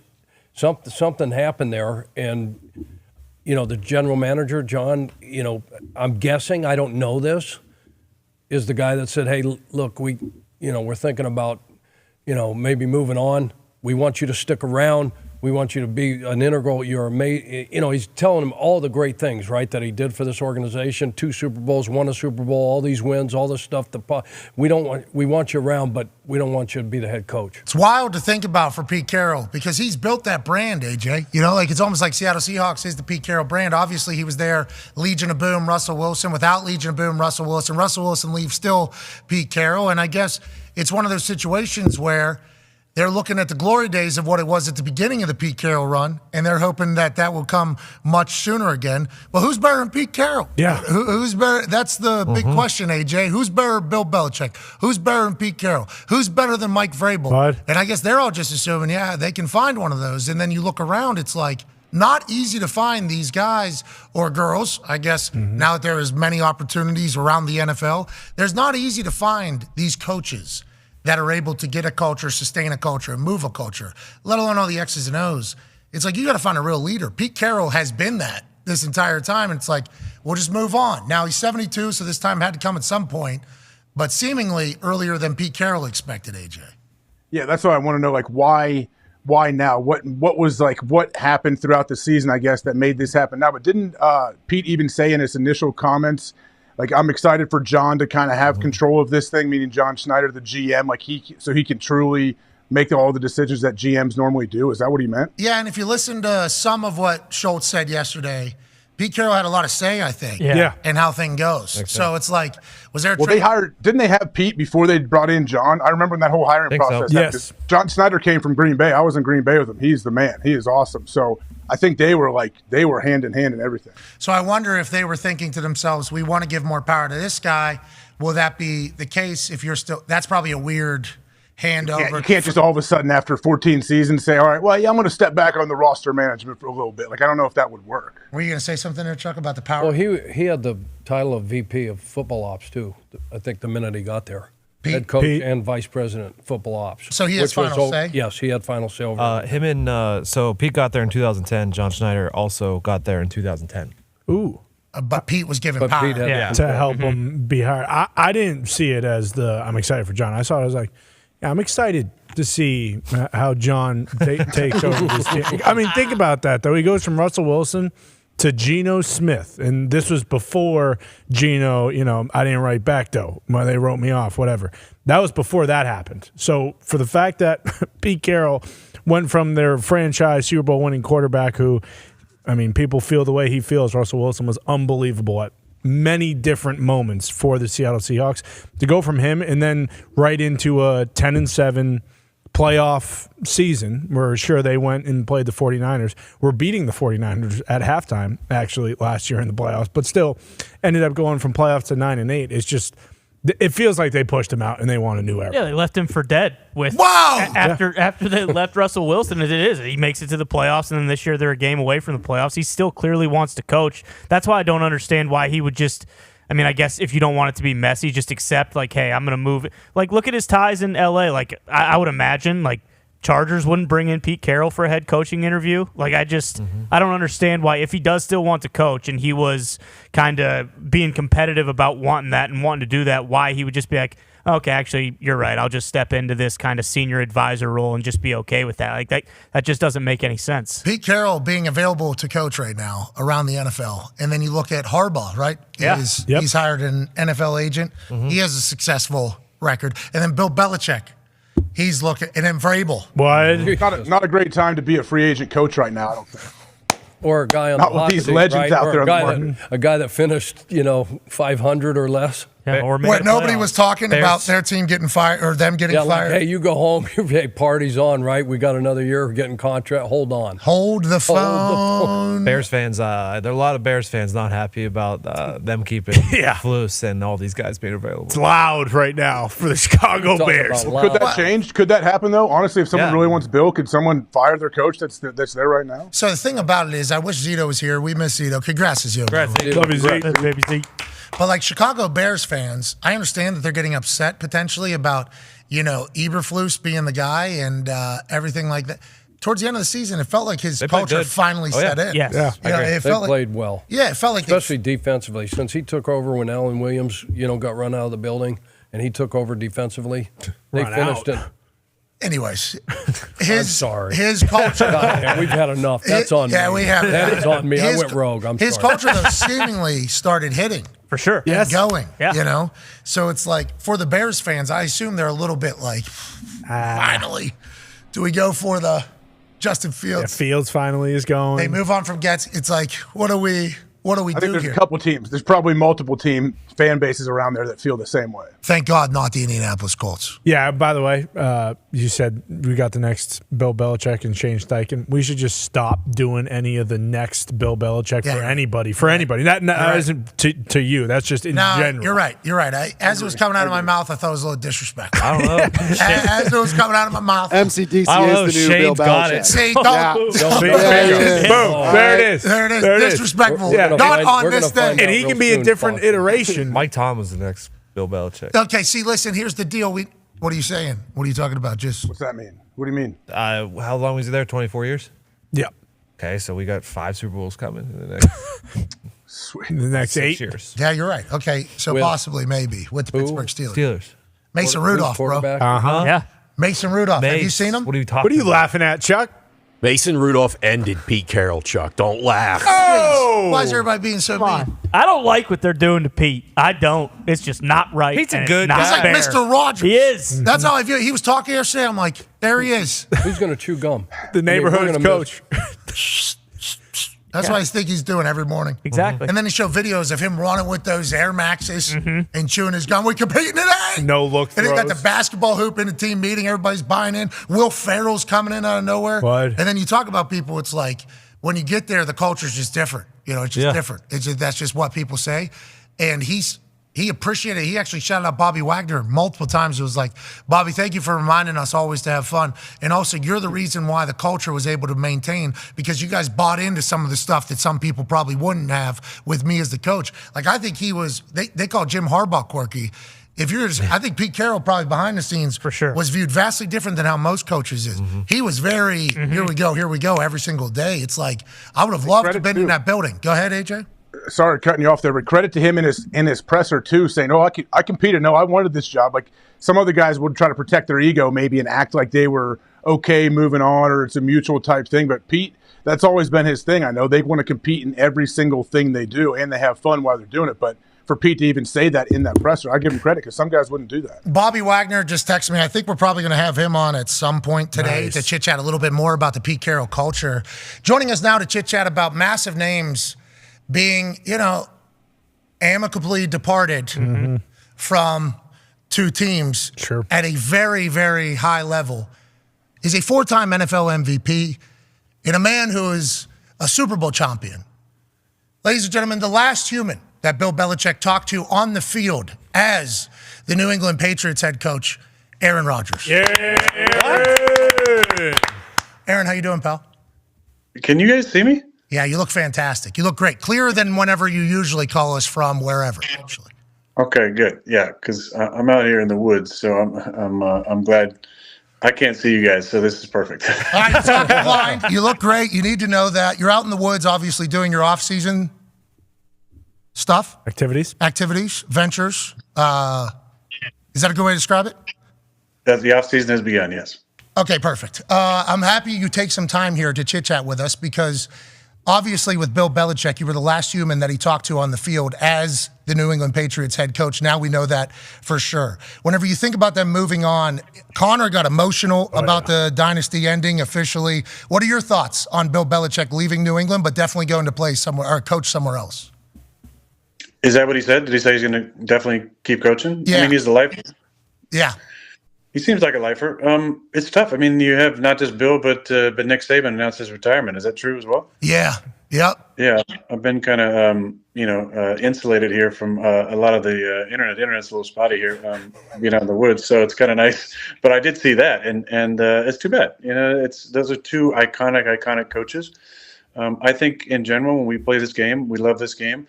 There's this idea about game changers and people who actually change the game, and in actuality, there's very few people who really move the game forward, players or coaches.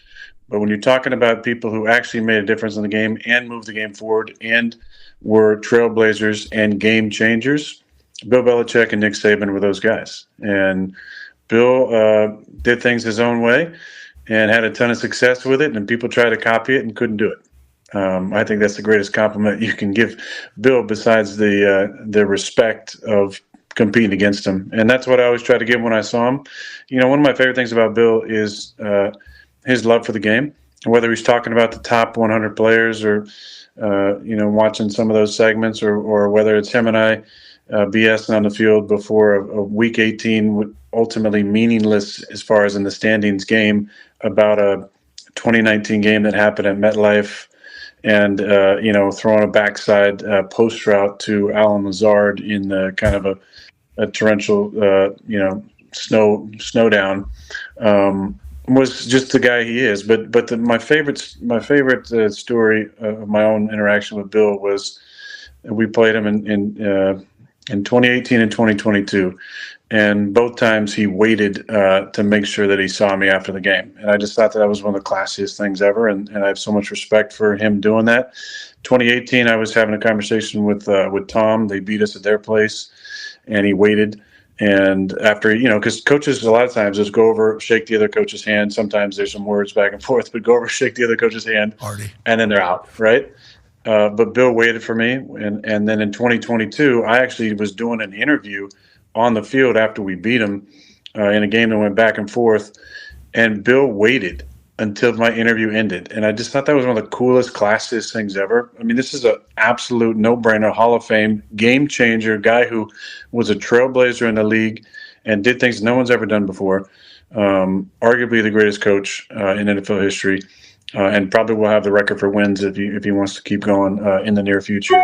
And he waited for me to finish my press conference or on the field interview to say something nice. So I have a ton of respect for Bill and Nick as well. I mean, I interviewed with Nick Saban at Berkeley in 2005 when he was the head coach of Miami Dolphins, and we obviously went our own ways after that. And he had incredible success, and I've enjoyed watching him on the show this year on your show.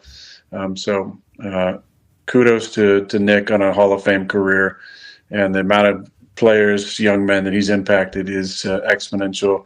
Bill, love you, man. So much respect. You changed the game and continue to do that. I know you will keep doing that. So I don't think it's a retirement for Bill. Not sure about Nick. I mean, I feel like he's a lifer too. Maybe he wants to go into coaching on TV and out of coaching and take some stress off, or spend more time with his kids, grandkids, wife, whatever it might be. But the game is better, whether it's college or pro, when those guys are in it.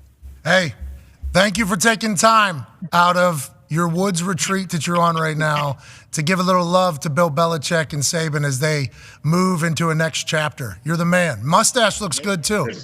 No darkness here. This is, you can tell, there's a lot of light. There's nice. Good books to actually read behind me. So we're not doing that darkness thing anymore. Smart. Well, I appreciate you. Ladies, get back to it. We appreciate you. Ladies and gentlemen, Aaron Rodgers.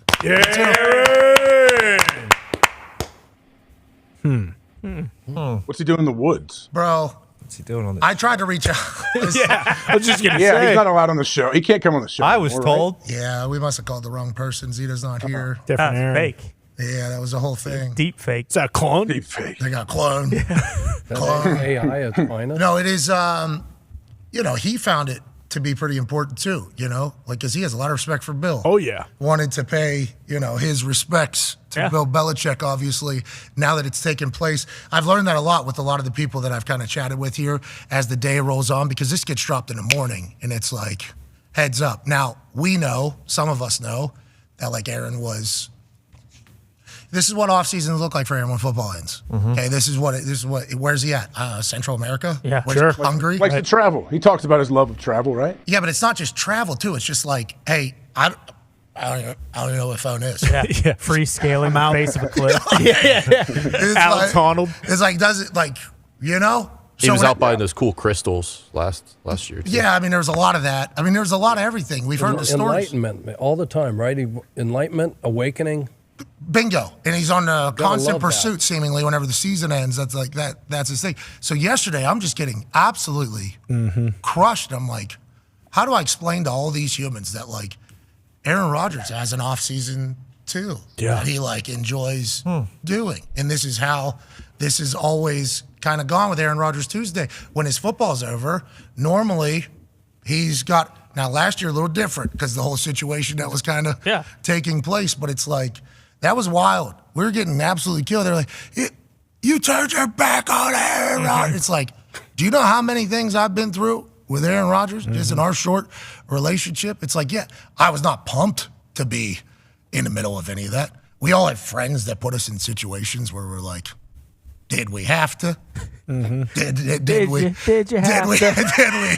I've been that guy. This one's a bit unique. Yeah, unique situation, it feels like. Yeah, it's like, okay, so, you know, today, whenever, and he's at the, you don't even explain anymore. He had to go up a, he had to go up a hill pretty much. Yeah, you got to find some service.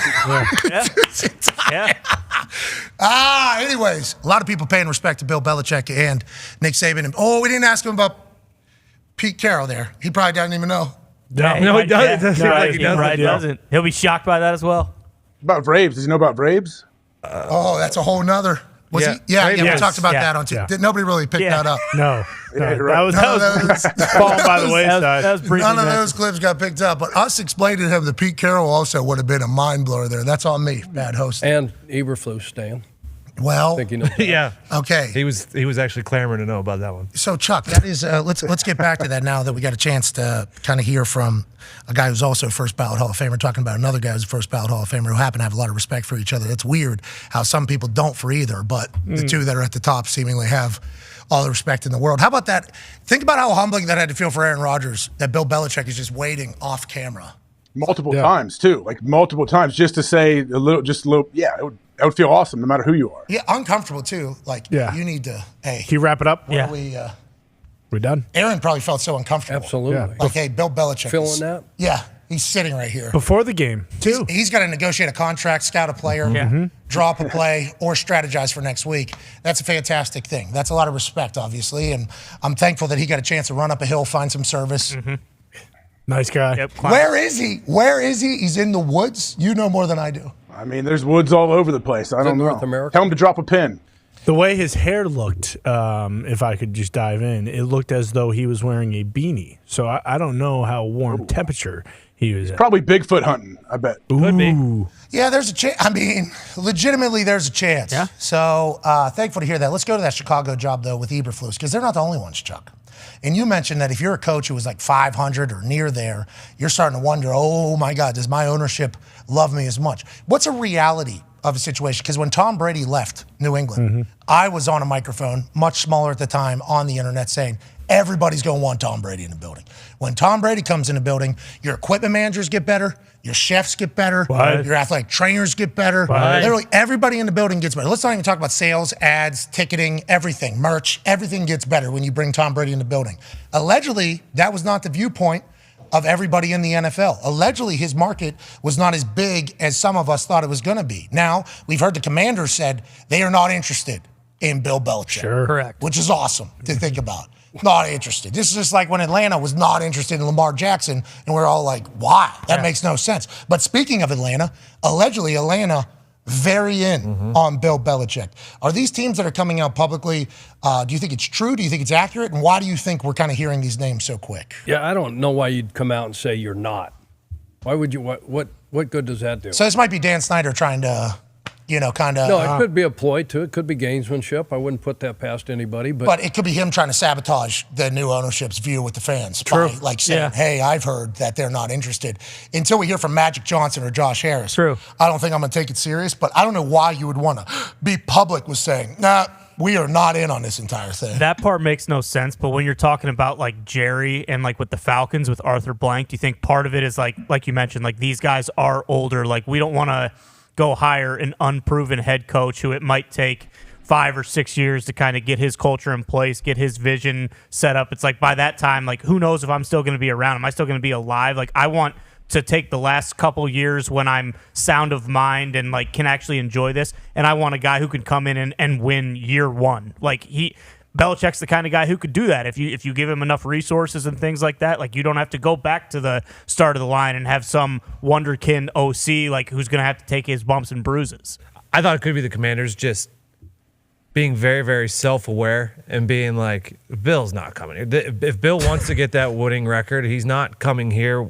Sam Howell can throw it, but is he the quarterback of the future? He rebuilt the Patriots. We don't want to put on him. No. We have too much respect for Bill Belichick to be like. And then they could say when they hire their guy, that's the guy that we always wanted. Like they don't have to be like, oh, we lost out on Bill Belichick, so we had to hire this second guy. You know what I mean? Maybe that was them being like, Bill's not coming here. That's a hilarious thought. AJ, Chicago, where else? Let's see.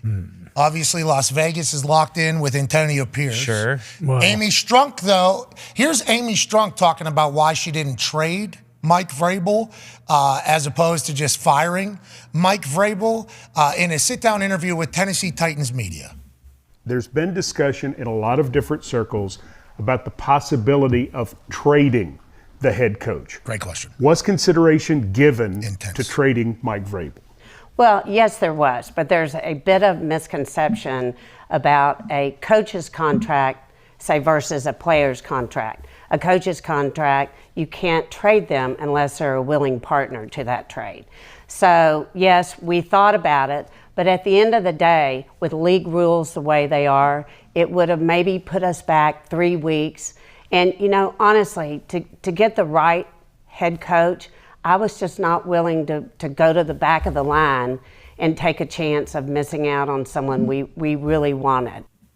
Well, so she could be at the front of the line here, right, with Bill Belichick. Now, the thought of not wanting to deal with a trade situation, which is very standard in NFL practices and will be in the future of her existence of being an owner of a team and having to take place. What if like Carolina with Tepper? You know, like I feel like everybody's kind of linking them to the Chargers. Chargers have a chance to go. Maybe the Cowboys, if Big Mike can't win, which is crazy. He's been 12-5 the last 3 seasons. But some of these owners feel desperate, don't they? And this would be an immediate legitimacy move if they made it, AJ.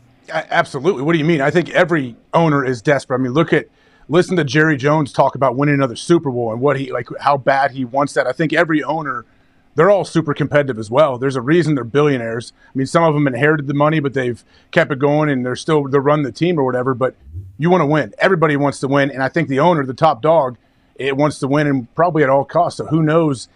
Yeah, it would be very tough to go back now and try to fire your staff after the whole thing has already kind of happened. But it would not shock me if it did happen somewhere. So no salary cap for coaches. Yeah, remember? none. Yeah. Whatever, you know what I mean? Hey, this ain't on you, but such and such just happened to come available. Hey, I love you. I'm just. And also, your contract, we'll pay it. Yeah, we get it. If you're making 12 a year or whatever, sweet. We're giving this guy $35 million a year. So he's our GM and our head coach. So sorry, appreciate it. Sorry, Pat. No, go ahead. As many guys are getting interviewed these days. Why wouldn't you just if you've got you don't call it put a line in the world and just bring in a Belichick, bring in Pete Carroll if they want to talk to you, and just do some fishing around. Yeah. Just to pick their. They do that though. That's an interesting thing. Like, will Bill Belichick go? No, that was my next point. Like, he's going to have a checklist. Okay, I'm going to talk to A, B, and C, or A and B. How about congratulations? Yeah. You have been selected as a team that I will interview with. I will see you at this time, at this place, Nantucket. Yes. Need you to come to the house. Need a good presentation like KD whenever he was available. I mean, what a time for him. Now, that's not the only coaching vacancy where obviously there's massive chatter. The Saban retirement out of nowhere seemingly became a hot topic in conversation of the college football world immediately. Names were being tossed out. Who's next? Who's next? Who's next? Well, this guy was the name. They were tracking his plane. What? They were watching his movements. What? They were checking his team's schedule. What? This dude was the head coach of Alabama before anybody even asked him. Ladies and gentlemen, the head coach at Oregon, Dan Lanning. Yeah, Dan. How are you, Coach? What's up, Pat? Doing good. How are you guys doing? Hey, fantastic. You crushed it this weekend. I think you got to go to your left. Your left.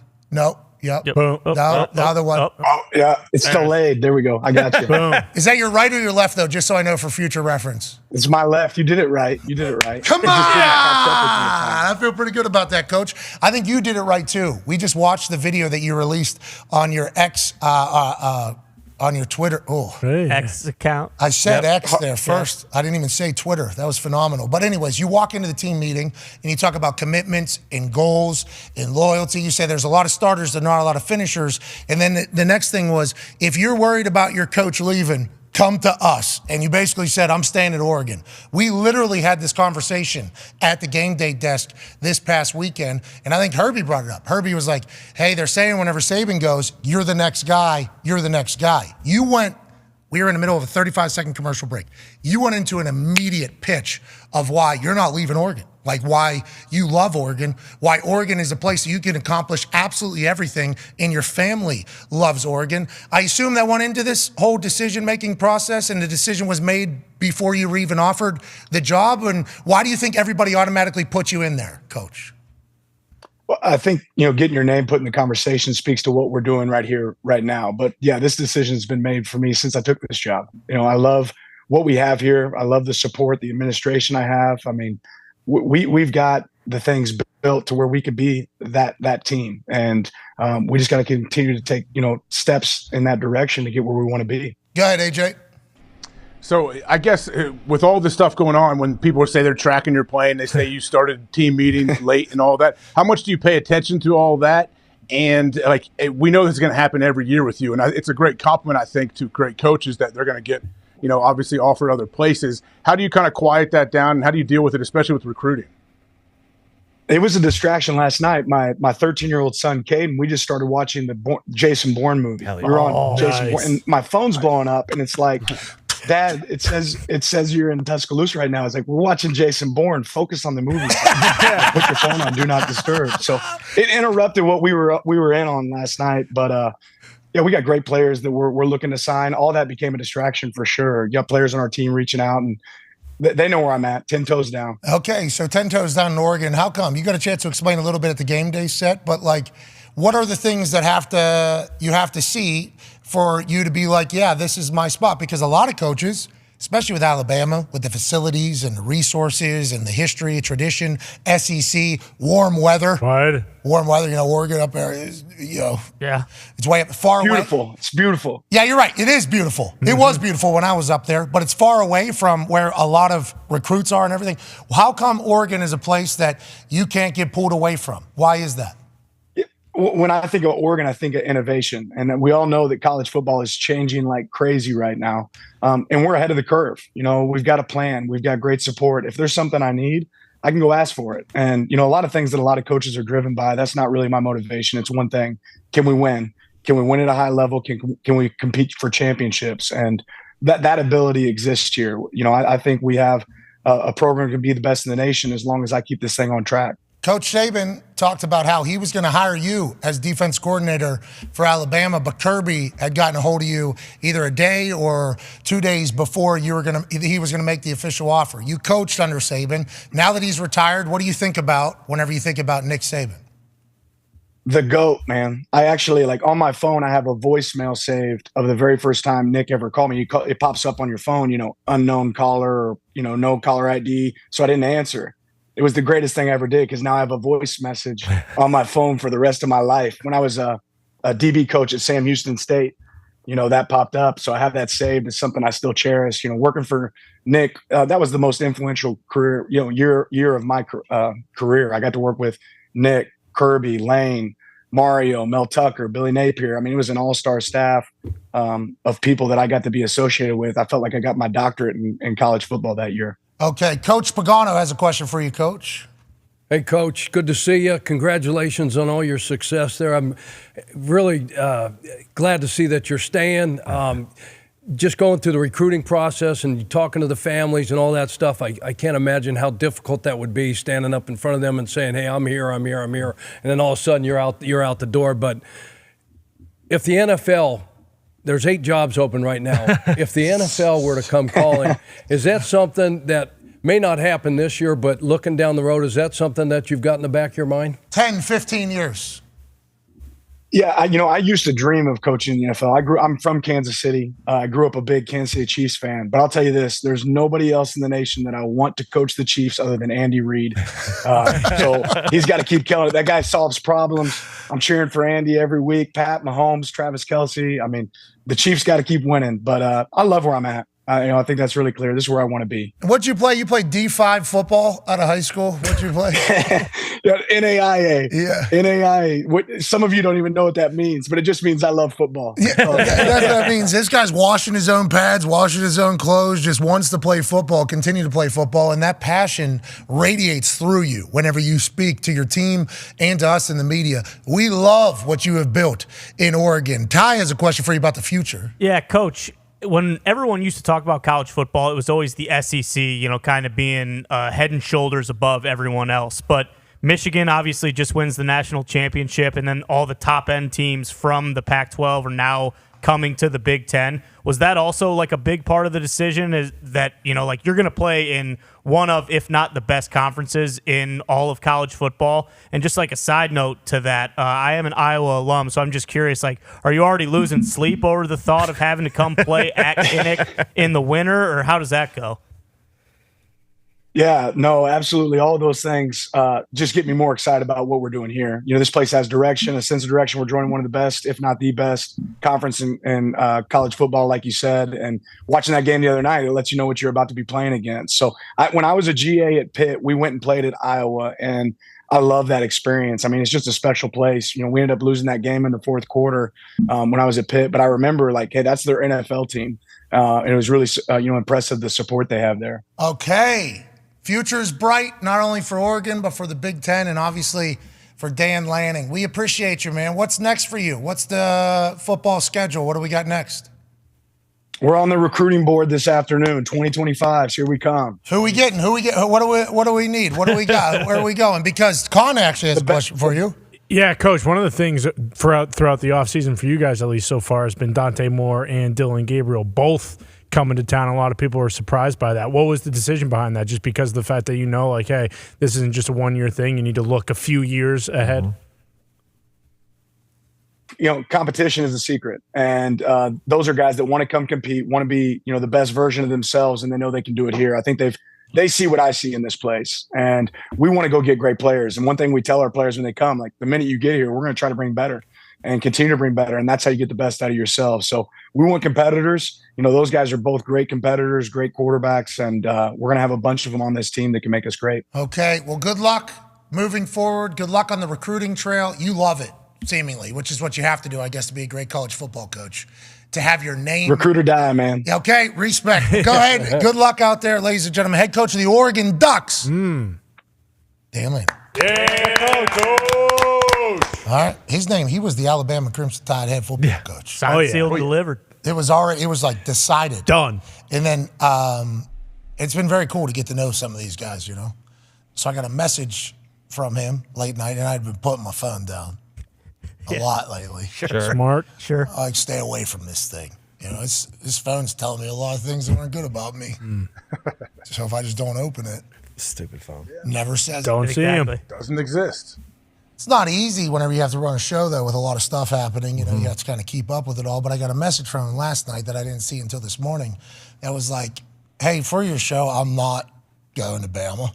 Okay? Just, can you tell somebody? Like, pretty much that was like how his messaging was.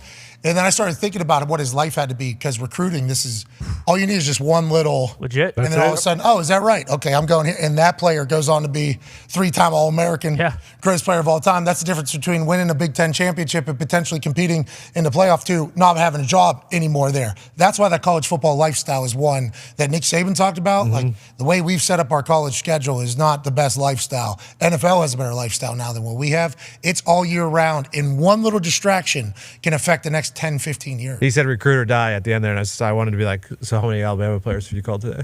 Well, that Shador Sanders has already put out a bird call. It's like, hey, Alabama guys, go ahead and tap in. I think they have a 30-day period where they're allowed to transfer if your coach retires. So we're going to see, I don't know.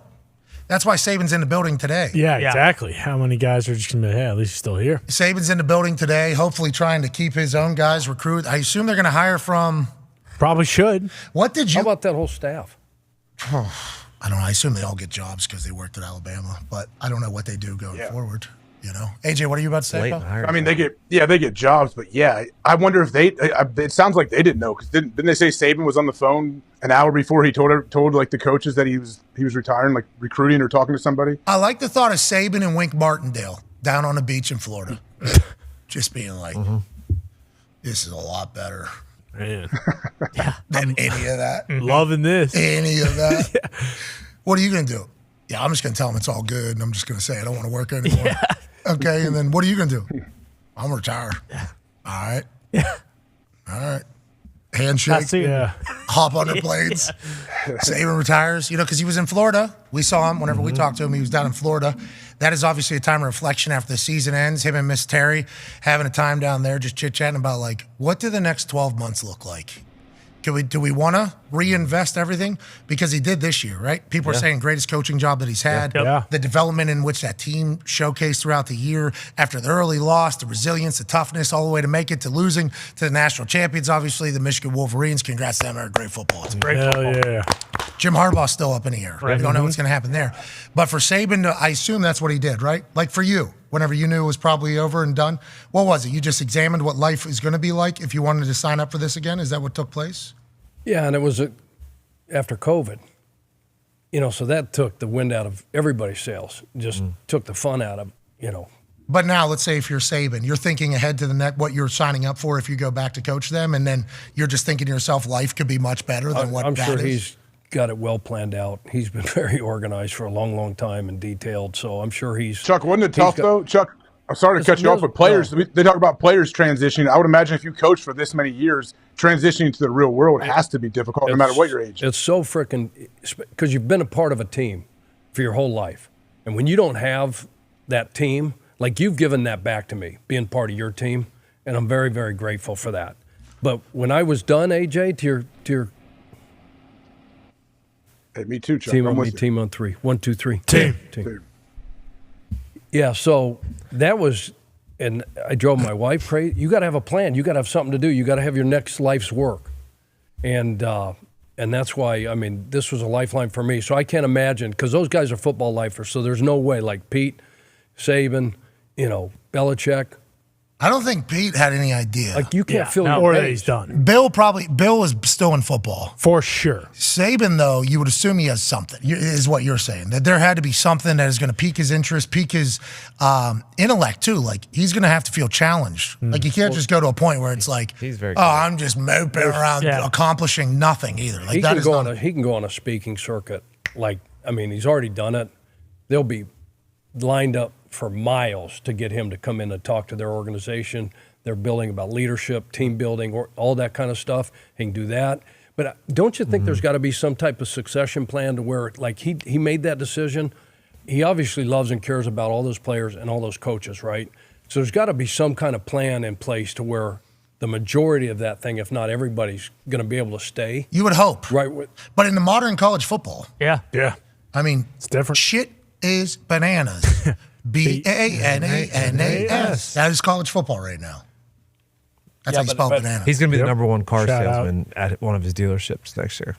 You think he's going to be moving some Ferraris? Yeah, 9 to 5 car. How many of those are you selling? And aren't those selling themselves? Because like people who are looking to buy Ferraris are just finding places that have them. Yeah. And buying. That seems like the smartest car dealership to own, actually. By far. Because you're not like competing. Like if you're looking to buy a Ferrari, okay, I'm buying a Ferrari or a Lamborghini today. Okay, sell me. You don't really have to, right? No. It's just normally humans who have an absurd amount of cash or need to get rid of an absurd amount of cash. Buying those things. They're searching for it. That might be the perfect place to be a car salesman. But you're right, because if someone walks in, you're selling a car. It's not like you're upselling someone from like a tourist to, hey, you sure you don't want to buy a Lambo or Ferrari instead? Like it's not working like that. I got massive respect for the car salesman. I got a chance to experience that one summer with the Deal family from Deal Automotive.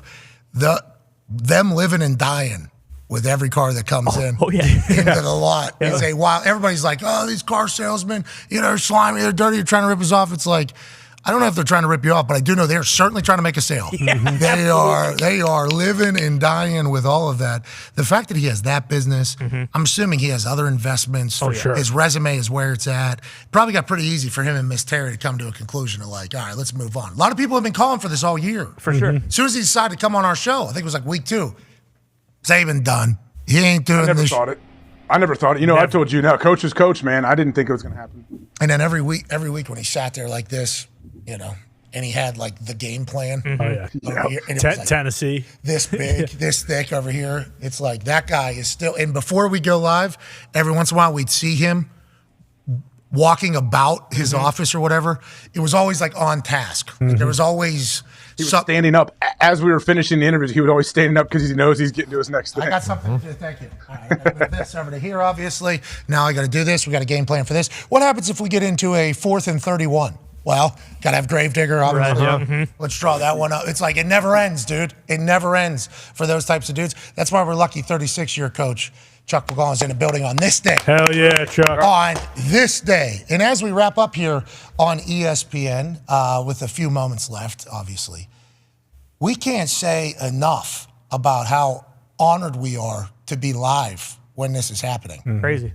Like the Belichick Kraft press conference is one that's going to be, you know, that's going to be shown forever. That's going to be in documentaries and dynasties. It's going to be shown probably NFL Hall of Fame somewhere.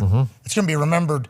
And then shortly thereafter, it was us and Con Man representing pretty much New England Patriots fans. Today was a cool day, even though kind of sucked for the history of football. For sure. That a lot of change was kind of made. But today was a very cool day, Connor. Yeah, it is cool. And it is nice going back through the Bill era, and even the people who were calling for him to be fired, I think even those people are going back through it like, damn, we really did have it made in the shade. And I love what Bill said, like hearing him talk candidly. I don't think I've ever seen Bill get emotional about anything, let alone the fans. So stuff like that is really cool. And like it is still exciting as a Patriots fan. It's a new chapter in the book, but it has been one of those days that I'll always remember. One, for waking up and seeing that Bill Belichick is fired, but also the part of it that, you know, it was a hell of a run and it was great to live through it, and reminiscing on it will be fun forever. AJ, Pete Carroll, we only have 2 minutes. If we're just to call Bobby Wagner right now, it'd be...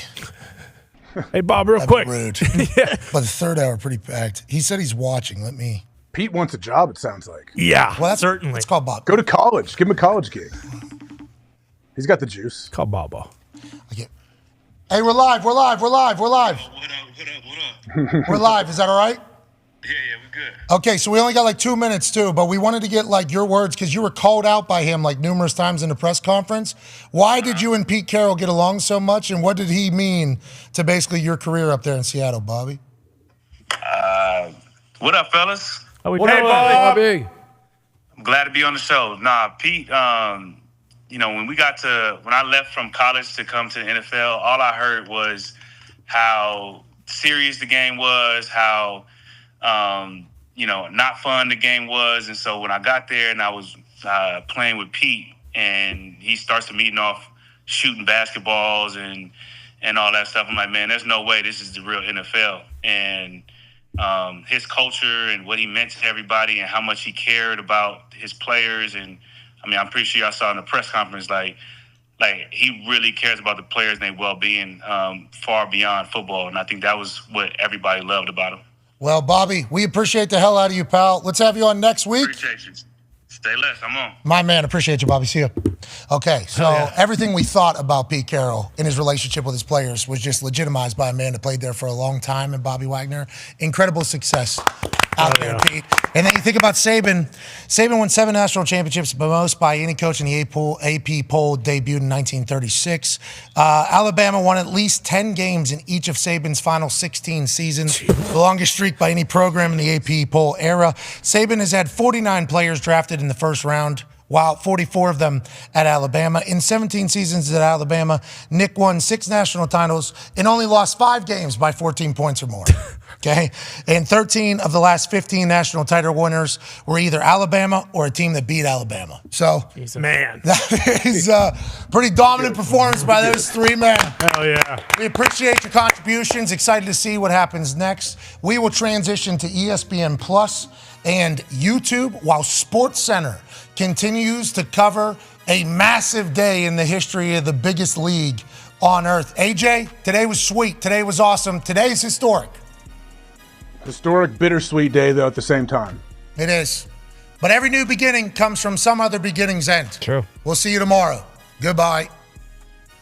Nice. Yeah. That one was. That was Division One. I felt pretty good. That was a Division One out right there. That one felt pretty solid. It was perfect. Okay, so I'm happy to hear that with the clock and the sign. Yeah, you obviously had that prepared since the show began. Yeah, should we watch that? That's how I was going to sign off with this entire thing. I had that prepared. Oh yeah, right here, wrote it all down. Yep. Make sure you hit this right at the end of this entire thing.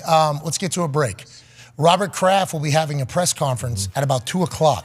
We will be streaming that live. If it starts before we come back, we will just run that, and then we will kind of catch up as it either gets dull or slows down.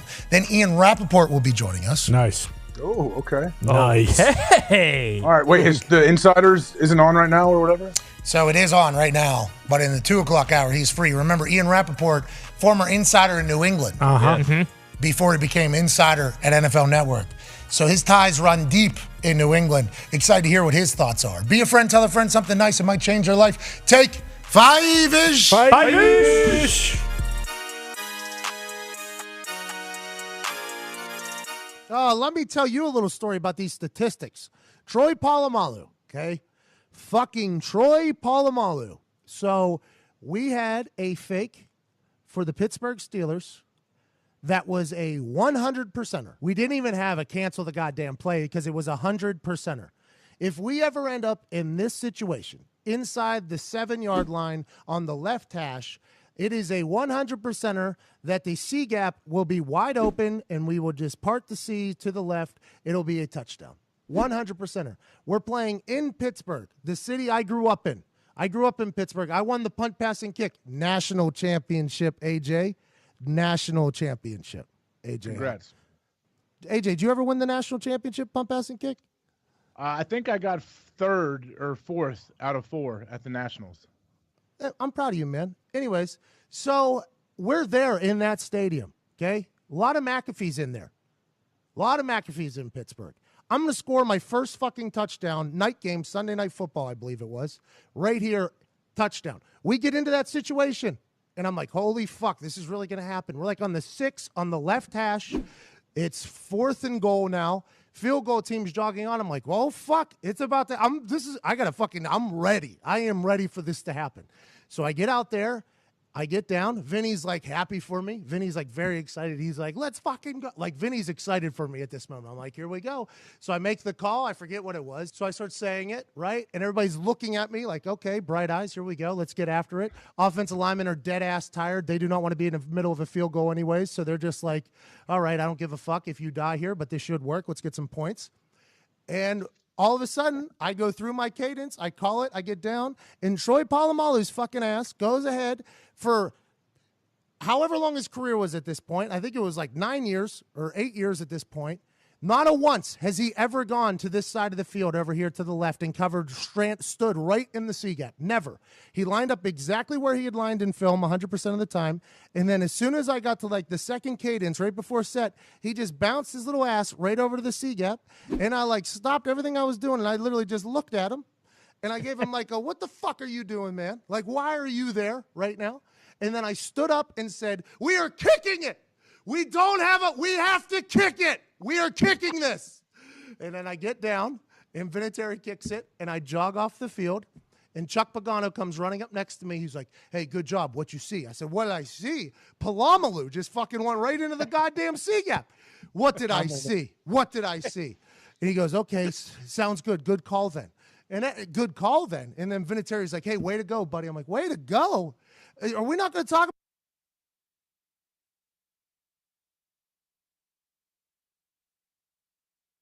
for the organization, and the end of an era, like I said, that'll be hard to be replicated. I think, at least in my lifetime, if ever. And I know you all made the effort to be here, so I'd like to do whatever we can talking about Bill and the time he spent here. The future, I know there'll be a lot of questions about the future, and we'll have a chance to cover that in the next few days, but I'm not sure today is the time to do it. We'll do a post-game press conference style. Raise your hand. We'll try to pass a mic to you. We'll start with Mike Reese.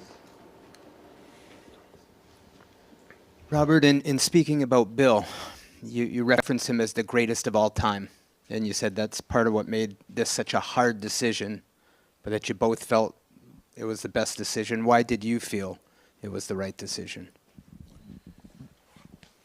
Well, the last 3 years have been pretty tough, and I know for our dedicated fans and myself, and in life I just learn things happen, and our family is the custodian of this asset, the New England Patriots, and we know how important it is to the psyche of the community, and what's gone on here the last 3-4 years isn't what we want. So we have a responsibility to do what we can to fix it to the best of our ability. Robert, there's been a narrative out there for years that people say it was all Tom Brady, when it comes to what happened on the field with this football team. How much, in your eyes, was it Tom Brady and Bill Belichick when it comes to everything that's been accomplished over the last 24 seasons? It's not the first time I've heard that question, but why I love the NFL and why I think it's great for young people to play it, it's a great lesson in life, because I don't think there's anything else, any other sport or any other experience that's as much team-based and collective-based as football. And I don't think either one of those two would have accomplished what they accomplished if they weren't together. And it's, I think they were both the best at their professions. And, we were lucky to have them together for 2 decades. Robert, Bill mentioned earlier this week that he is under contract, or he was under contract for next season. Did you give any consideration to trading him, try to recoup some compensation for him? Yeah, that's an interesting question. I'm fortunate in our family. Our businesses are all private, and so we try to create a culture and develop an environment where people want to stay and stay long term. And yeah, I guess if you look at this as a transaction, he is so valuable, and how we could extract something. I didn't think that was right. I didn't think it was right for Tom Brady, who gave us 20 years, and I don't think it's right for Bill. That I think each of them earned the right to be in a position where they should do what's right for us, given what they have done for this franchise. So some people might criticize me for not, extracting as much value, and I understand that, but we just try to do what we think is right for the proper values and ability to operate and try to get people who want to come and feel that we're going to treat them fairly. Hey, Robert. This being such an emotional day and seeing you and Bill together and the emotions that you guys shared, it's a celebration. It makes you wonder, Tommy. do you have any Yes, I know that reservations voice. at all whether or not this is the right decision in any way? Yeah, that's a good It is a good question. You know, this is a results business, and certain things in life, it's instinctual. I think both of us felt that the time was right for each of us to go off in our separate directions. But, you know, what was really, I mean, you all know Bill. You know Bill as well as I do. Wow. For him to say he'll always be a Patriot, and, you know, it gives us, I mean, it's great. And, you know, the last few days, since Monday, since we've been thinking about it and talking about it, I think our relationship went to a new place because, you know, this is very hard. Any of you who are in it's like a marriage, and things don't always go great, and, you know, you get through the difficult times, and it makes the relationship stronger. And I think we had a chance to do that over the last almost quarter of a century. So I think both of us felt that at this point in time, it was in our mutual interest to each go our own way. But knowing that we have that bond and foundation, that's really hard in this business to create, very hard. Anyhow. Hi, Robert. On Monday, Bill spoke about the possibility of relinquishing some of his duties in the personnel department. How much consideration did you give to retaining Bill but maybe adjusting his role? Good question. Yeah, we've thought about that, but, you know, I've had experience running different businesses and trying to develop a team. And think about it, when you have someone like Bill who's had control over every decision, every coach we hire, the organization reports to him on the draft, and how much money we spend or every decision has been his. And we've always supported him. To then take some of that power away and give it to someone else, accountability is important to me in every one of our companies. And where he had the responsibility and then someone else takes it, it's going to set up confusion and, you know, well, it was his pick and that was a bad pick, you know, or he didn't play him right, or, you know, it wouldn't work, in my opinion.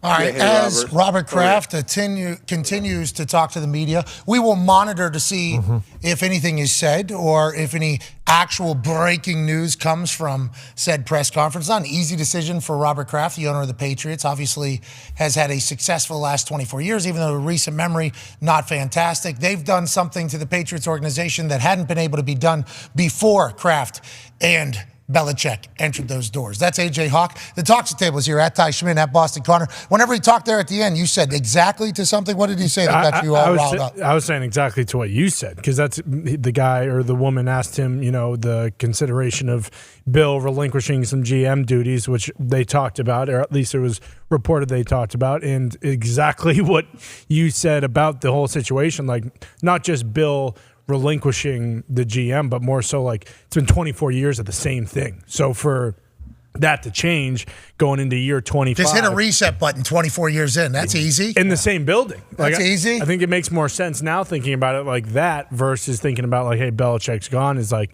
Bill wants to continue to do what he's always done for 24 years. And the fact that he entertained the idea of changing that just a little was something, but Bob Kraft saying, like, that's not right for Bill or for the Patriots. Like, it shouldn't happen. There's too much respect for what Bill is as a GM and a coach just to be like, okay, we're going to take away half of what you've done. It just doesn't make any sense, and that's what you echoed this week and basically since this conversation I just started. try to think about the humans involved in the entire thing and how you could potentially give a little something on the other side and then take a little bit there. And I like that Kraft explains that publicly. I like that he talks about how, Bill Belichick is not just like Madden general manager, Madden coach. Exactly. He was like, we'll just take away this role. Should up his energy because he should be able to sleep and do less work in this particular one, where he was maybe an 84, now he's a 91, and we'll just do that. It's like this human has to walk in there, and this human also has to see every decision that is made by a new GM. Yeah. And just be like, oh, great. Every time. GM disagreeing with him? Oh, great.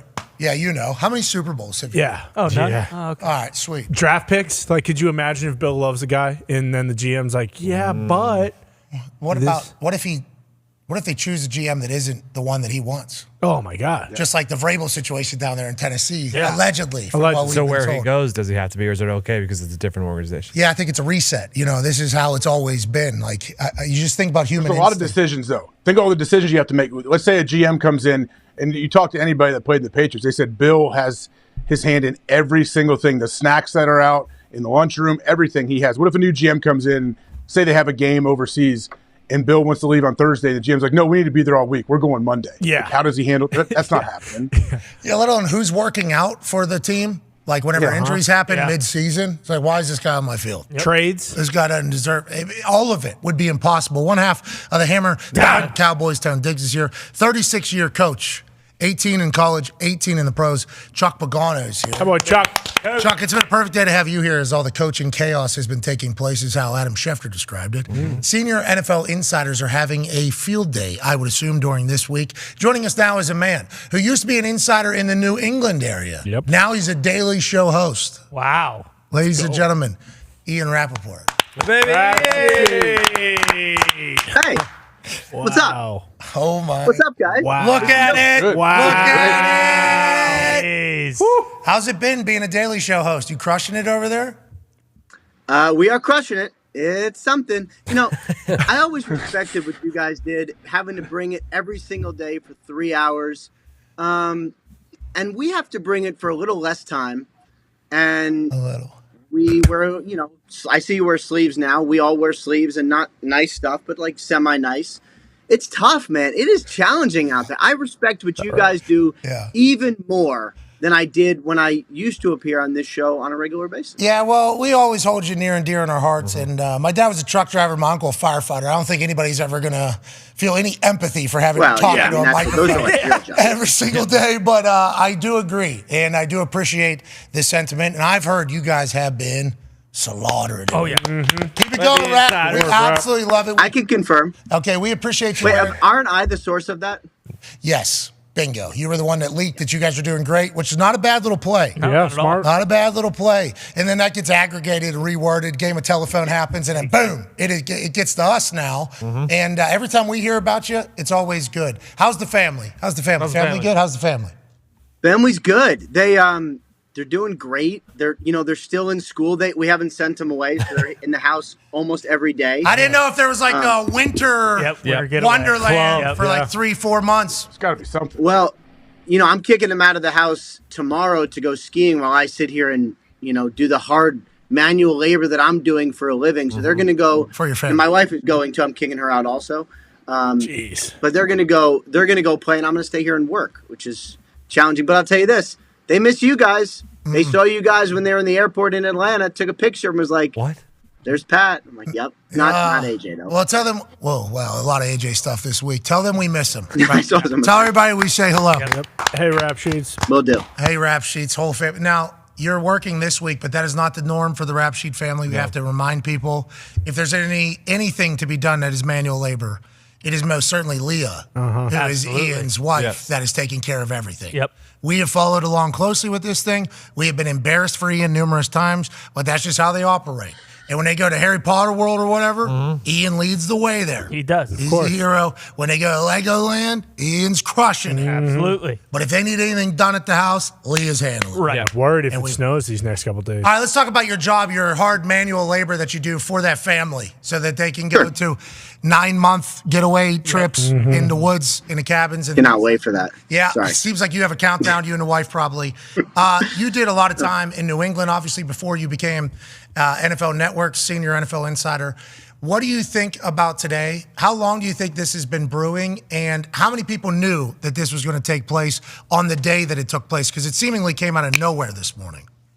I think a couple people knew. Like inside, well, I'll start with the last part first. Inside the building, they were kind of starting preparations. Like we heard about this, I would say yesterday afternoon, that like something was going on today, and they were probably going to have a press conference or something. And then it's like, what is it? If he's staying, they're not going to have a press conference. So then he's obviously leaving, which I kind of felt.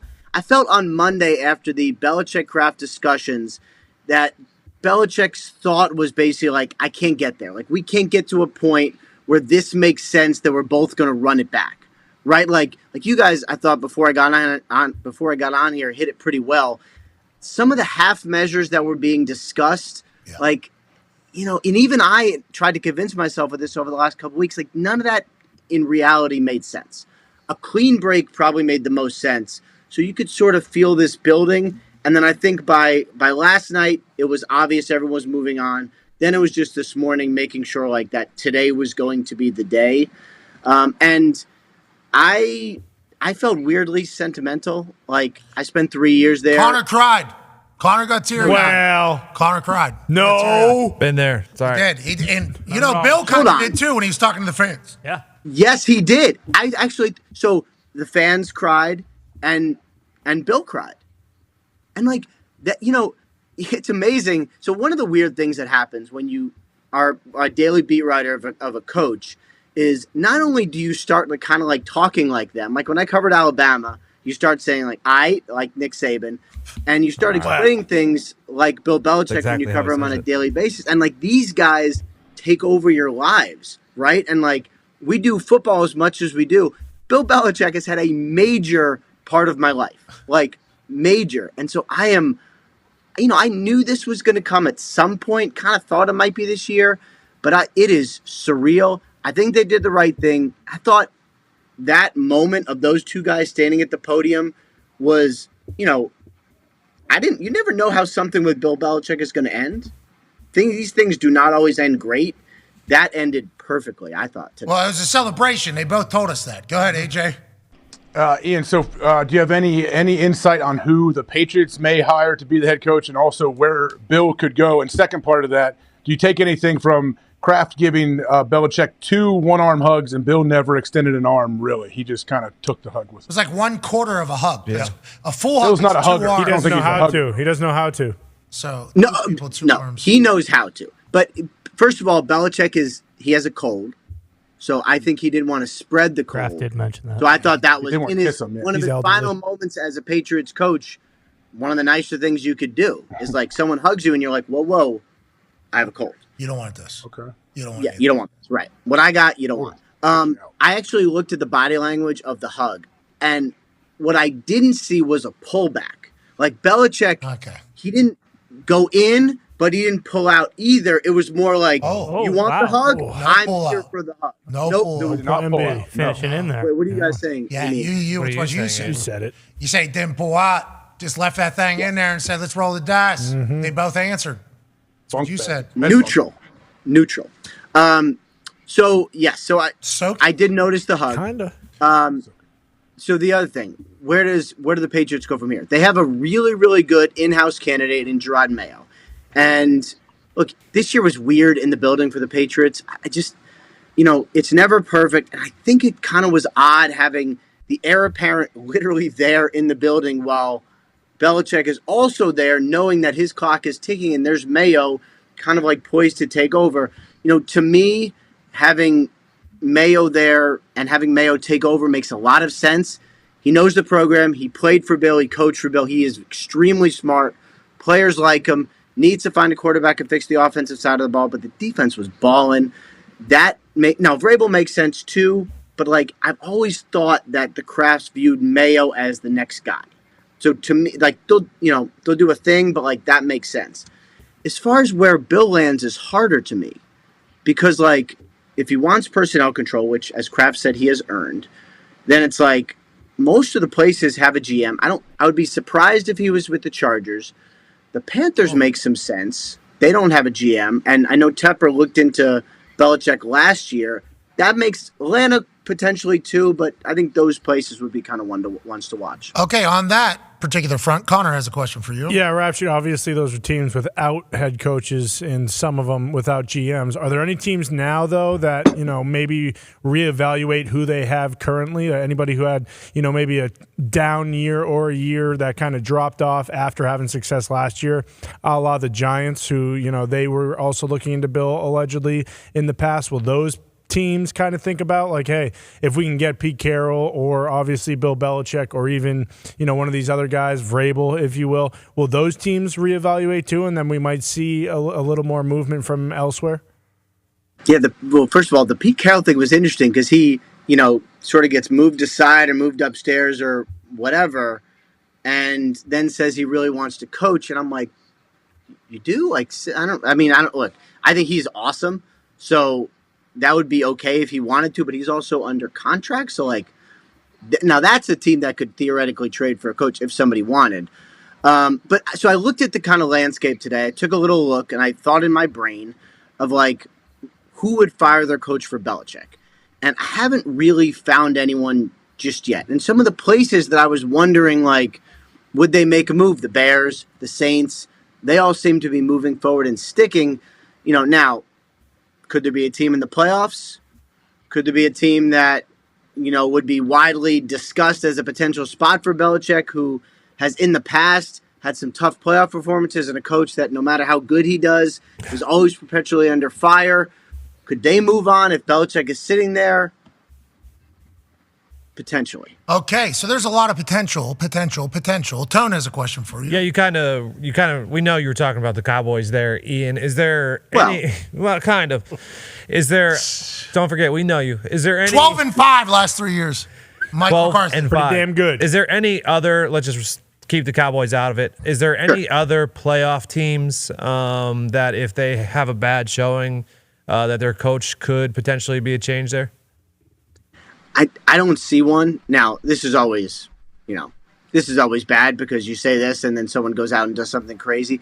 I would be surprised if any of the playoff teams end up moving on for their coach. Like, now, the playoff situations can change things. I remember last year, Chargers were riding high. They go down, lose a huge lead to the Jaguars, and I'm waking up the next morning going like, are the Chargers going to make a change? And I think they did consider it, ended up sticking, and probably should have moved on. But, maybe the games will dictate if something horrific happens, and that all tends to get magnified.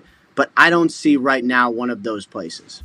Ty has a question for you, Rap. Yeah, Rap Sheet, you mentioned Seattle and the stuff with Pete Carroll. I think we all kind of felt the same. Seems like he definitely still wants to coach, so that whole situation's weird. But then they were talking about Dan Quinn being a likely replacement in Seattle. How likely is that to happen? And also, does that make Jerry's decision to get a guy like Bill potentially easier if Dan Quinn leaves? Does he go ahead and just, barring whatever the Cowboys do in the playoffs, fire McCarthy and then let Bill bring his own staff in? Well, I think, first of all, the relationship between Jerry Jones and Bill Belichick is a really good one, right? So this would not be like I'm not saying anything's going to happen because I really do think McCarthy stays. But if something does happen, there's a long history there with Belichick and Jerry Jones. As far as the Dan Quinn thing, I'm not going to say when he removed himself from consideration last year, I don't want to get into what we just talked about. When he physically removed himself from being a coach candidate last year, my thought was always he's waiting for Seattle. Now, he's going to have options this year. He is a really strong candidate in a year where I think there's some good coaches out there, but maybe the resumes aren't what they've always been. Like there'll be some teams taking a little bit of a risk. Dan Quinn is not a risk. He's been to the Super Bowl. He's a really good coach.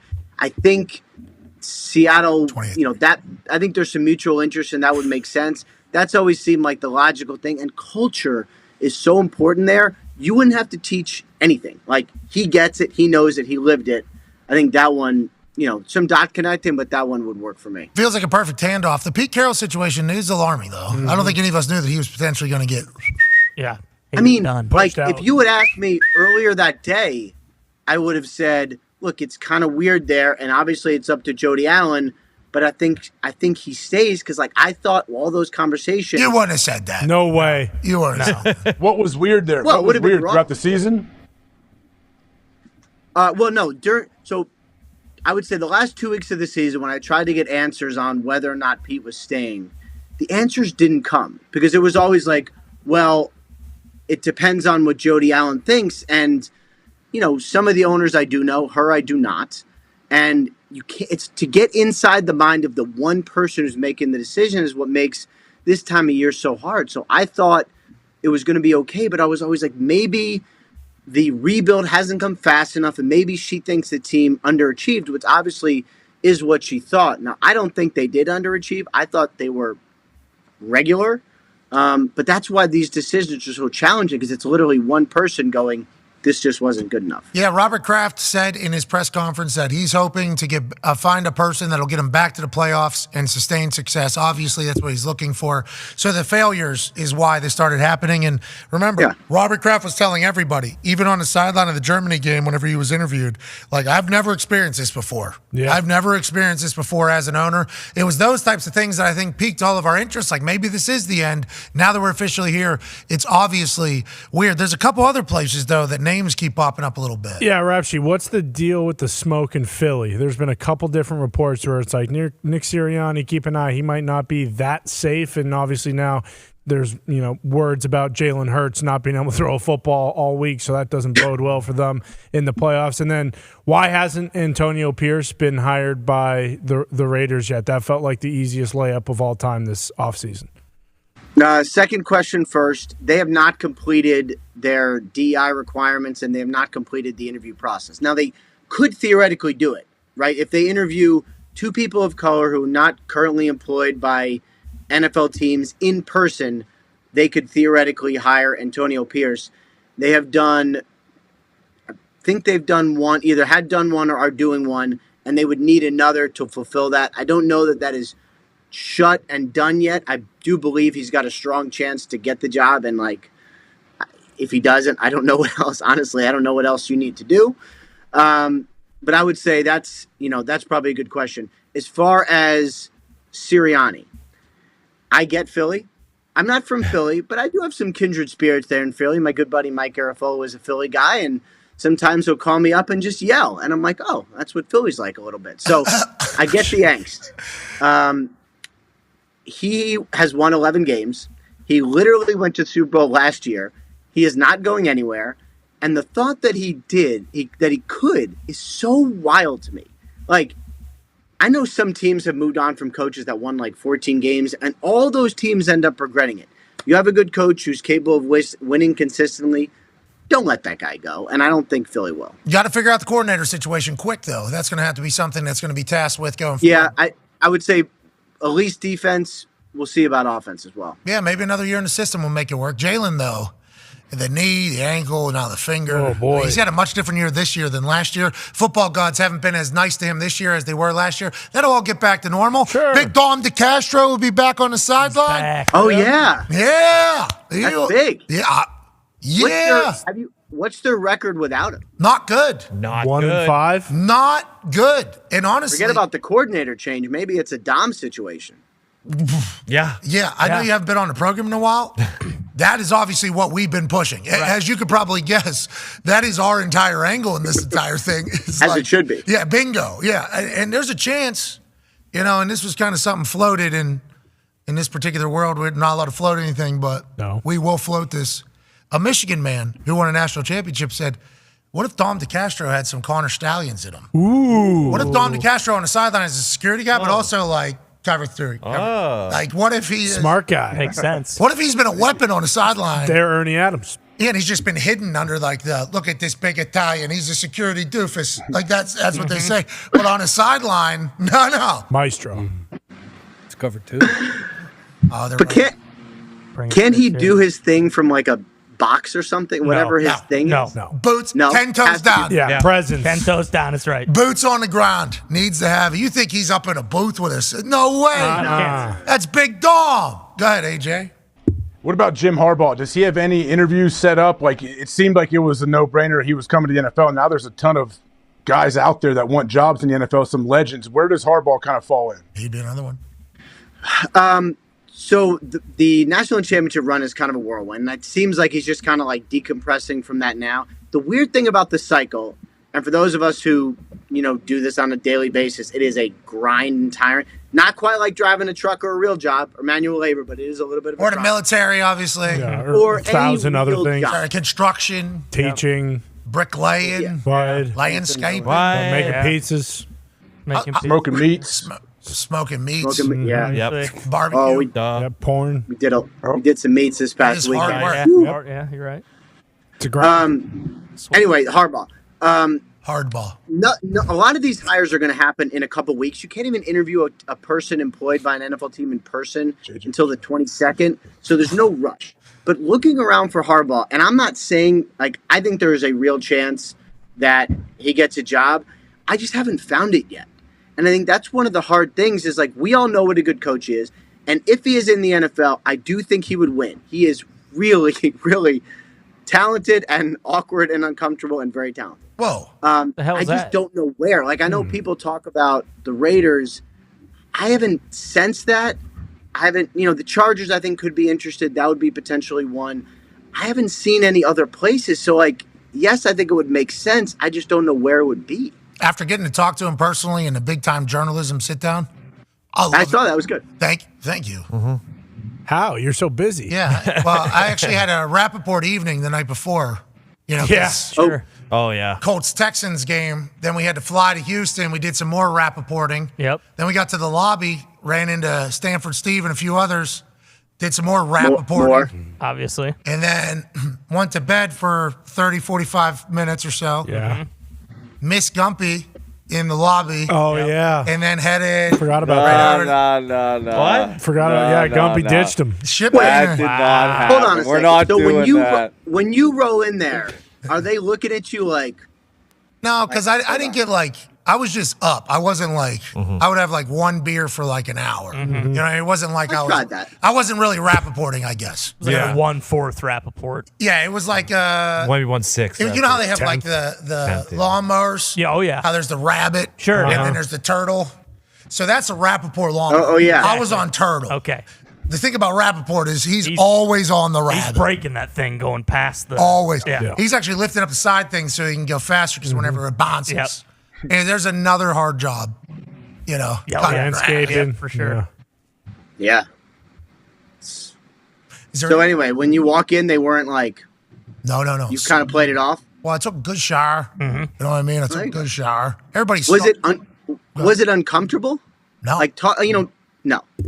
It's only uncomfortable if you make it uncomfortable. You know what I mean? It's only awkward if you make it awkward. That's my first time being in one of those really nice rooms. The good news was Reese Davis kind of set the tone because Reese Davis talked to him first. What are you reading, Red Rep? What's going on? Some of your people are reacting on my Instagram that I am on the show. Which, hi people. Nobody wanted you back, from what I heard. Yeah. All year. I don't read the internet, so I wouldn't know. You want to hear my most awkward Jim Harbaugh story? Well, I just want to let you know there was a sign at one of the places we went. Yeah. We want Rap Sheet back. It's we'll tell him to stop doing a daily show. Burn that sign, bro. Yeah. You tell him to suck at his daily shows. I actually have that in my. I actually have that in my garage, which I thought was nice. That was my brother was holding it, so that was cool. Nice. Okay, that makes sense now that we think about it. What is your Harbaugh story? I was at a one of those coaches' breakfasts they have at the league meeting. Where you sit down, you don't really eat breakfast, but you're at a breakfast table, then you interview all the different coaches, right? Really comfortable So setting. yeah, and it's the one where you've seen the meme of Belichick drinking the orange juice, that same thing. So Harbaugh sits down, and he's got black coffee in front of him, and it's literally just me, him, and one other reporter. It hasn't really started yet. I'm early, and he sits down, he looks at the coffee, he shakes his head, he goes up, he gets cold water. He pours the water into the hot coffee, cool it down. looks at it, and nods to the coffee, puts the water down, and starts drinking it. And I've never seen that way to drink coffee. It was too hot. In my life It was too hot. He wanted to cool it down. You dilute the coffee if you put water. It makes no sense. He didn't Put care milk about the in it. taste. He cared about getting that thing done. It was way too hot. It's burning my tongue. Right. Trying to chug. Yeah, that's all. He looked at that, saw the smoke, and was like, I'm not doing that. That dog won't hunt. He said, I need that coffee now. Yeah, exactly. Can't drink that. I got to take a shit in 20 minutes. I used to dump ice cubes into it. I used to dump ice cubes into it. And then straight up, You have to. straight up shot. No, it messes up the ratio. Unless you get one of those coffee ice cubes, which those are a little extra, but those are good. Those are kind of cool. No one gives a rat's ass about the taste. You think Harbaugh was worried about the barista's feelings of the coffee taste at that particular moment? Hell no. Obviously not. He just got done with a half a tin of dip, just woke up. He's trying to find a little juice so he can give you the best answer possible. Speaking of best answer possible, you might be able to deliver this. Chuck has a question for you about the cycle. Hey, so Ian, the obvious names are coming up on the interview list for these guys. You know, the two coordinators in Detroit, Ben Johnson, Aaron Glenn, Mike McDonald, the DC over in Baltimore. Are there any dark horses that are coming up? Like you look at the job Jim Schwartz has done. He's been a head coach in the league before. Job he's done in Cleveland. Are there any dark horse names we should be looking for? Joe Barry. Yeah, I'll tell you an interesting one. Anthony Weaver. Oh, he is the defensive line coach and associate head coach for the Ravens. And, the kind of guy, if you watch the Ravens, their defensive line plays absolutely insanely hard and are also awesome. And he's one of the reasons why. And, obviously there's a lot more to being a head coach, but he is a real leader. And, you guys love Dan Campbell on the show. It seems like the Dan Campbell effect has kind of permeated these coaching searches where, I think there's going to be more kind of leader of men. We like that, right? This is good news. Yes. I mean, I think so. I don't know what makes a good head coach or not, but to me, it's never been about who's the best play caller. Who cares? Helps. It doesn't matter. Lead the people, right? And Raheem Morris is another one. I think he's got a pretty good chance. Aaron Glenn, another. I think really good chance this year. Those guys come out and are head coaches just because of the kind of leadership they can exhibit. Steve Wilkes just interviewed, right, with Atlanta? Mm-hmm. Or Atlanta requested for... He's going to, yeah. When's what's the schedule now? When are they going to interview? Didn't they change that this year? Yeah, so they can do... Don't be so... Why, you're devastated by them changing? So long. It just takes so bad. Oh, my God. No, look, I'm not... I am all... Let me say that in all seriousness. I am for what they are trying to do. I want this process to be more diverse and slower, and I think it'll lead to better, more diverse candidates, so all this is good. From a selfish standpoint. Okay. Golf. You get to Mobile, and you get to the Super Bowl, and there's still searches going on, and that's been a month. Do I need to be frantically calling my good buddy Tom Pelissero to be This guy's working so hard. Yeah, oh, man. Plus the Super Bowl's in Vegas this year, and Oh, my God. There's good golf courses and booze everywhere there. There are good golf courses. You going to play out there? You going to play when you're out there for the Super Bowl? I hope so. I played that course to the win. That was kind of weird, but kind of cool. Hopefully I'll get to play at least one round. Sometimes I got to work is the only thing, but see if I can sneak it in. Are you guys hosting that show through Super Bowl, or when is this going forever, or what's going on? I believe there will be a Super Bowl, at least a Super Bowl show, but I'm not positive. And then I think it's through the Super Bowl, and that's it. That is my thought, but I don't truly know. Hell of a run. I mean, middle of March insiders would be awesome. Oh, that's when we need you. Middle of May. That's. Middle of May is. Those are when I would come on here and you'd be like, can you stop playing golf and get us some news? To which I would say, more golf. And then you went to Harry Potter Museum. He did, yeah. And the Pez Museum. That was good. Yeah, the Pez Museum. Mm-hmm. People are lining up to go there. Oh, yeah. Love that place. Pez Museum is, I want to go back just so I can get buckets of Pez. I'll tell you what's amazing. Since we've been apart, my kids have moved on from Harry Potter. Wow. Are now into Percy Jackson and Rubik's Cubes. So is Connor. Kids these days are crazy. Rubik's Cube is a little too advanced. Can they figure it out? Can they figure it out? They can do it? Jude can do it in less than 20 seconds. He's a madman. Dude, the dude? No. What about Max? Menace, dude. What Prove about it. Max? Max can do it in about a minute 30. Can you take that? Can you? Not only can I not, okay, they are annoyed.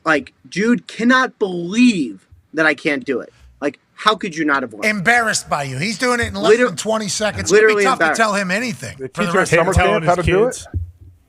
What's that? Did they teach him at summer camp how to do it? Because I don't know that many people that can do it. Me neither. No, he went. There's a app, like a GoCube app, that like kind of mimics and like teaches you the algorithms. Sweet. And he got into it, and he learns it, and he is all over it. You ever see those the talented ones? Yeah. Oh, 5 seconds. Yeah. That's horseshit, though, using an app to do it. Oh, wait. There you go. Ty, you can That's do it. that. Oh, yeah. Oh, yeah. I don't know if I could still do it, but I've definitely Wait, can you do it? Let me see. many What's the times trick? before. What's the trick, Ty? Just drop Dale. Just drop no, Dale. the Intimidator? Dale down. Oh, no. Dale Oh. down. Please, yeah, please, yeah. Thank Get you. him. Thank you. 5-second rule. 5-second rule. Thank God. Ooh. Okay, Who is that?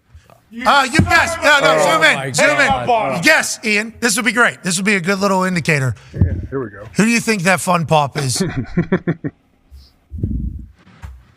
Oh, that would be Dale Earnhardt, right? Wow. It would be. Okay. Go. Holy hell. Say. Let's What go. a moment that could have been.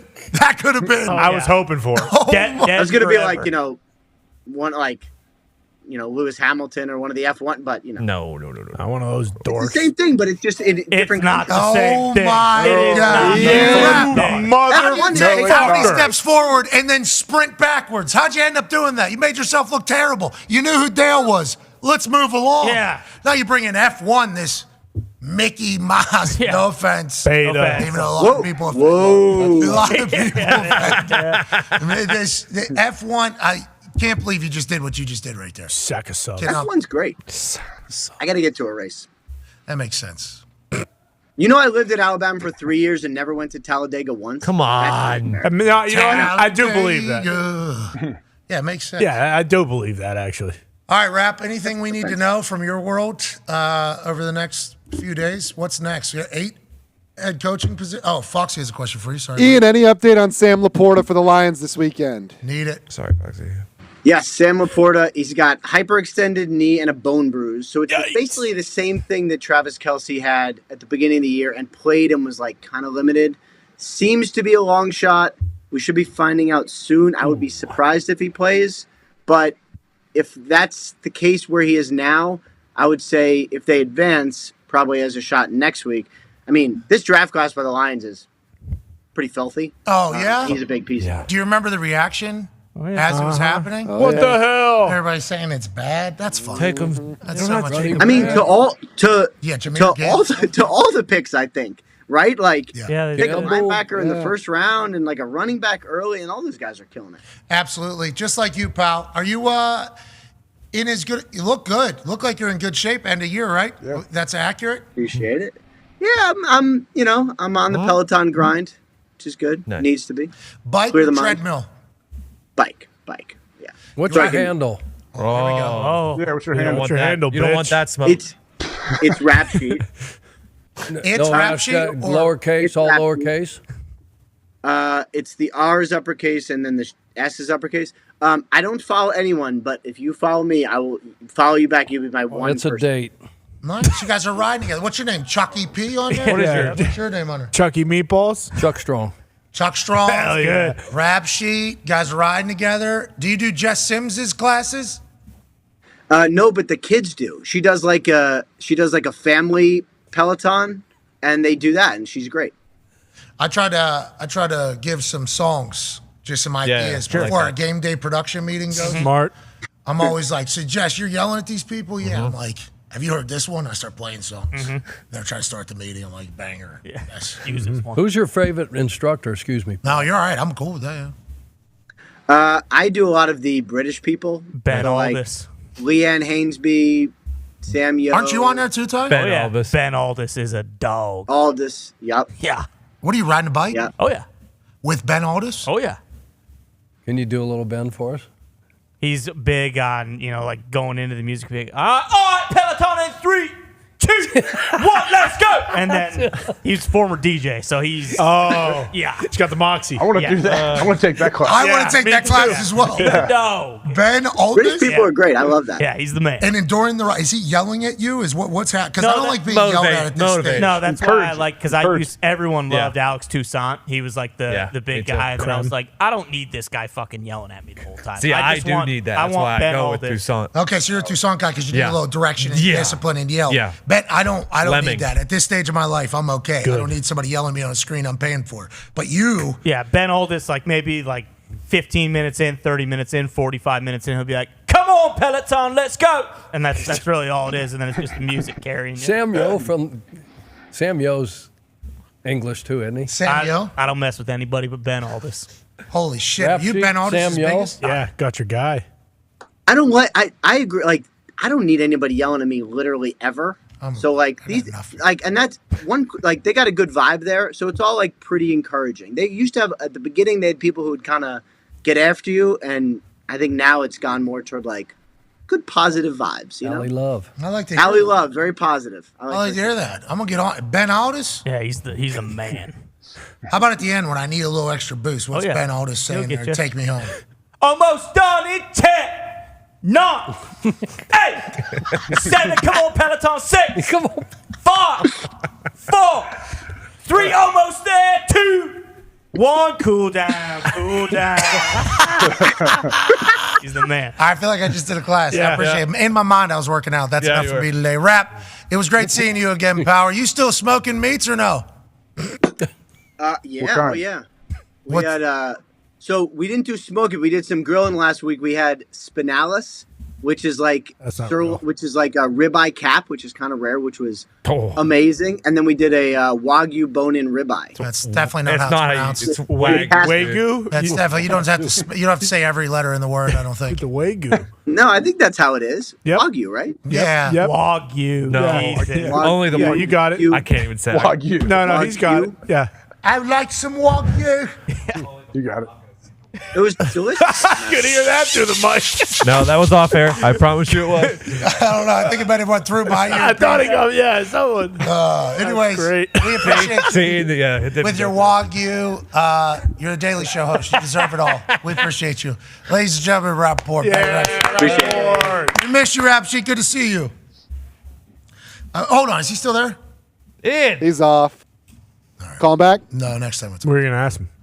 I was just going to bring up how, like, I went to bat for him to come on the show. Yeah. And then he signed on for do a Daily Show at the exact time of our show. And then all our fans started saying, well, yeah, you didn't change the show. You didn't sell out, but where's Rap Sheet? It's like, well, Rap Sheet, how come you didn't say, yeah, I appreciate you going to bat for that to happen. And then me just kind of Leaving you for dead. Sorry a lot about of that. that. It's been great. Where's this show? NFL Plus? Is that where it is? Sure. NFL Plus. I think also NFL Network. I don't know how many hours are on what. There was an exclusive time on NFL Plus, and then they went on to NFL Network. Then there was a time where they're both on NFL Network, I think, and then there was, I don't know. I do not know. But I do know I see the clips, because obviously Rap Sheet's plugged. Yeah. And Garrett Fuller's not happy. He was only out there, huh? Yeah, I Is that what I guess. heard? That Sounds like Is that what you Mike. heard over there in Philadelphia? Chuck, as we look ahead to the games this weekend, as we wrap up this glorious show, and we don't have Thursday Night Football, obviously, and big thanks to all of our guests today. Rappaport, Bobby Wagner, Wide. Dan Lanning, Wide. Aaron Rodgers, Wide. Rob Ninkovich, Wide. Robert Kraft, Wide. Bill Belichick, Wide. Tommy Curran, Wide. all made appearances today. Like Albert Beer was on there too. Oh, yeah, I did hear him introduce himself. Sorry, Albert, I'm sure you asked a great question. Reese Davis sat down with Nick Saban, and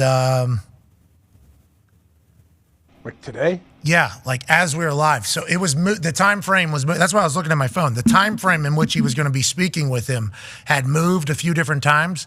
So I think we're going to try to get Reese, whenever he is done with that particular interview, to join us. He might have a Sports Center hit happening right now, and then he will join us. I'll be excited to hear what he got from him. Yeah. And I think there was some clips that, they're showing clips right now on Sports Center of the interview that he literally just recorded. So it's a nice sit down. He's sitting in a chair, Saban's sitting in a chair, dark around, lights. You know what I mean? Oh, yeah. Intimate.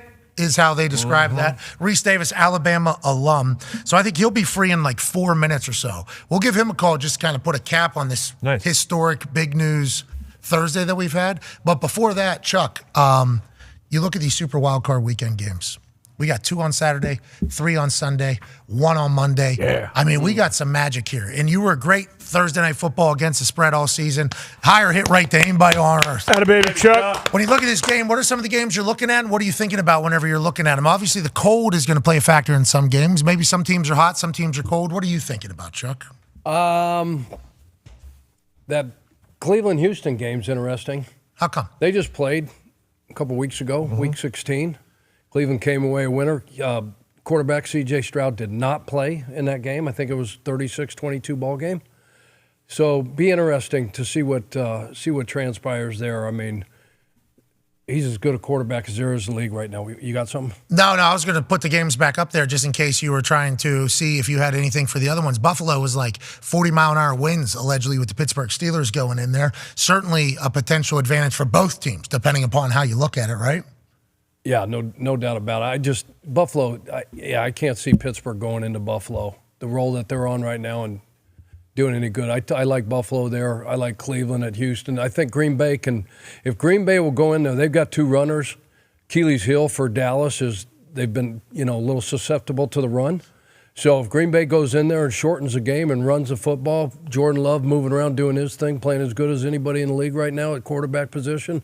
I mean, if they fall behind a couple scores, then that plays right into Dallas' hand. But I think that we're going to be smart enough to control the clock in that one. Could you imagine Green Bay goes in there to beat Dallas, and then the conversation that's happening immediately upon that game taking place is, oh, Bill Belichick's the next head coach of the Dallas Cowboys. I think that's why it plays into the Packers' favor. Like, obviously, it's the playoffs. All of these games are, very stressful, and, there's going to be pressure. But if they potentially, it's house money for the Packers. Aaron Jones has rushed for over 100 yards in 3 consecutive games. He's all the way back. He's playing unbelievable. Jordan Love's playing unbelievable. It'll ultimately just be whether or not their defense can keep Dallas in check. Okay, so you like Cleveland, you like Buffalo, you seemingly like Green Bay to keep that one close. Scared to death about Rams going in there. For the same reasons Foxy is. I mean, Matt Stafford right now with Puka Nacua, Cooper Kupp, and that offense and McVay. I mean, I'd have a hard time betting against McVay and Stafford going back there. And I just think the defense for Detroit in the back end, they can't cover these guys. So Jared Goff, if they don't generate some pass rush by pressure, because it can't be just one guy. They're going to take Hutch out of the game. Obviously, they're smart enough to do that. Right. If they can't generate a pass rush and they leave those DBs on the island, he'll carve them up. Well, so Jared Goff came out and spoke about how this isn't a revenge game for Sean McVay. He's actually thankful for Sean McVay. Here's the clip right here. Can you just share what are your general feelings on Sean McVay? Yeah, Sean and I are good. I think he's a great coach. I think he's, obviously we had our differences there at the end, but he's a great coach. He's done a lot of great things, and he's a guy that taught me a lot. Motivation obviously speaks for itself this week, but is there anything extra? Playing against your old team, your old coach. I think. No, I mean, obviously there's a personal connection there, and they're not just for me, but for a lot of our players and some of theirs as well. But no, I think I so badly want to win a game for this city and win a playoff game for this city that hasn't had one in so long. We got a home playoff game for the first time in so long, and that's so much more important than anything personally for me. I want to be a part of this win and do my job the best of my ability. You got to love hearing that, Foxy, but I would have appreciated a little bit of I hate Sean McVay. I appreciate him taking the high road, and I assume behind closed doors, his family, his friends, even MCDC potentially telling him how thankful he is that the Rams wanted to get rid of him and how thankful they are that they were the ones that chose to take on his contract at a moment where nobody knew if he still had and how great he's become. But that certainly adds to the storyline of this entire thing. I mean, this is cinema. Matthew Stafford, Jared Goff in Detroit, playoff game with where each of these teams were considered to be. This is a masterpiece by the scriptwriters. 100%. And that's been Goff this entire time for the last 3 years. Nothing but class. He's embraced the city. He's embraced the community. He's been fucking awesome. And I don't think it's been talked about enough, especially this week. It's been all about Stafford. Rightfully so. He won a Super Bowl. He was there for 12 years and whatnot. But this is a big game for Goff. Goff probably wants this just as bad bad. And I'm very excited. And what I love about this matchup, I know Coach is scared of the defense. I'm scared of the defense. Stafford will throw the pill all over the place, but this is a Lions team that is unlike any team Stafford had in his 12 years because we can ground and pound, and it would be a beautiful way to win this one. All right, good luck this weekend. Yep, Good let's luck. go. Good luck to all parties. Anything else on the Sunday Night Football or Monday Night Football games? That Tampa one's interesting to see. I mean, talk about limping in. And now the Jalen throw the quarterback ball. I don't even know if he can grip a ball. Hey, to AJ's point, they said he hasn't thrown a football yet, and he said it was a mistake to go back into the game with where he was. Yep. Did you see that? I mean, And AJ. Baker's practicing with Zins in his pocket. That game's over. It is. I'm sorry. But if Matt Patricia. Yeah, but you're in your emotions right now. I am in my emotions, but, two teams, right? Kind of 1-5 is how the Eagles finished. We have a graphic also, actually, that kind of where things were week 10 and where people are now, who's hot, who's cold. And you can kind of get a feel for some of these teams and what they got going on. If you just go back to week 10, like look at the Bucks, for instance, 4-5. Okay, now they're 9-8, sneaking in, but they're doing their thing. You look at the Niners, what they've been able to do. You look at the Cowboys. You look at the Ravens. You look at the Bills, 5-5. Then they end up 11-6. You look at the Browns. They put in Joe Flacco. What happened? 6-3 to 11-6. It's like some of these teams are getting hot at the right time. The Rams and look at the two bottom seeds in the NFC. The Rams and Packers were both 3-6. Yeah. That is nuts. That means you're battle tested. You've been through it. You're calloused. You've had to win games. You felt the pressure of a playoff game already this year. Yeah. You've already been through it numerous times. We lose this week. Our mathematical equivalent to make it is like 2% or something like that. But if we win this week, we're up over 60%. It's like those are the playoff-like atmosphere games. A lot of these teams have had them. Some of them have not. how about Jacksonville? Oh, buddy. 8-3. They were 96%? Playing for the one seed. They're playing for the one seed and going to be in the. Right into the jaw. Yep. They fired the whole staff down there, too. Yep. All right, well, we're excited for this weekend. Can't wait. Chuck, I feel like we got your picks there. You didn't – do you feel as confident in those picks as you have in your Thursday Night Football picks all year? Yeah. Cleveland, go ahead. Denzel Ward got hurt in practice today. Oh, so no, I was just going to say because of Denzel Ward, Emerson, and who's the other D-back, the number 0? You got Ward, Emerson, and Newsom. So they got 3 guys that can play tight man coverage with that front and that pressure that Schwartzy's going to bring. Make it really hard on the one thing that Stroud struggled against was tight man thrown into those windows this season. If you were going to pick him apart in any way, it would be that. So that's big right there. Yeah, knee as well. So he's questionable right now. Boy, that sucks. Flacco is For Cleveland? Yeah. And for your pick of Cleveland, it sounds like? I was taking Cleveland. Because of that? Do you still stick with that? Yeah, because Flacco and Coop, Coop only had 265 yards. Flacco also going for the And then Njoku's like always open. Always. He's got 5 guys around open. And Flacco's got this connection with those 2. He don't care. You think the Browns can win this all? Can what? Win the whole thing? I really believe if you look at the way this thing's set up, is Flacco's going to be in Baltimore in the AFC Championship game playing the Ravens. We got Stafford. We got Stafford in Detroit. Flacco potentially going back to Baltimore. They got the number 1 defense in the league. Cleveland does. Now this sucks right about here. on the road? If he's hurt. Yeah. Denzel Ward. That's a huge blow.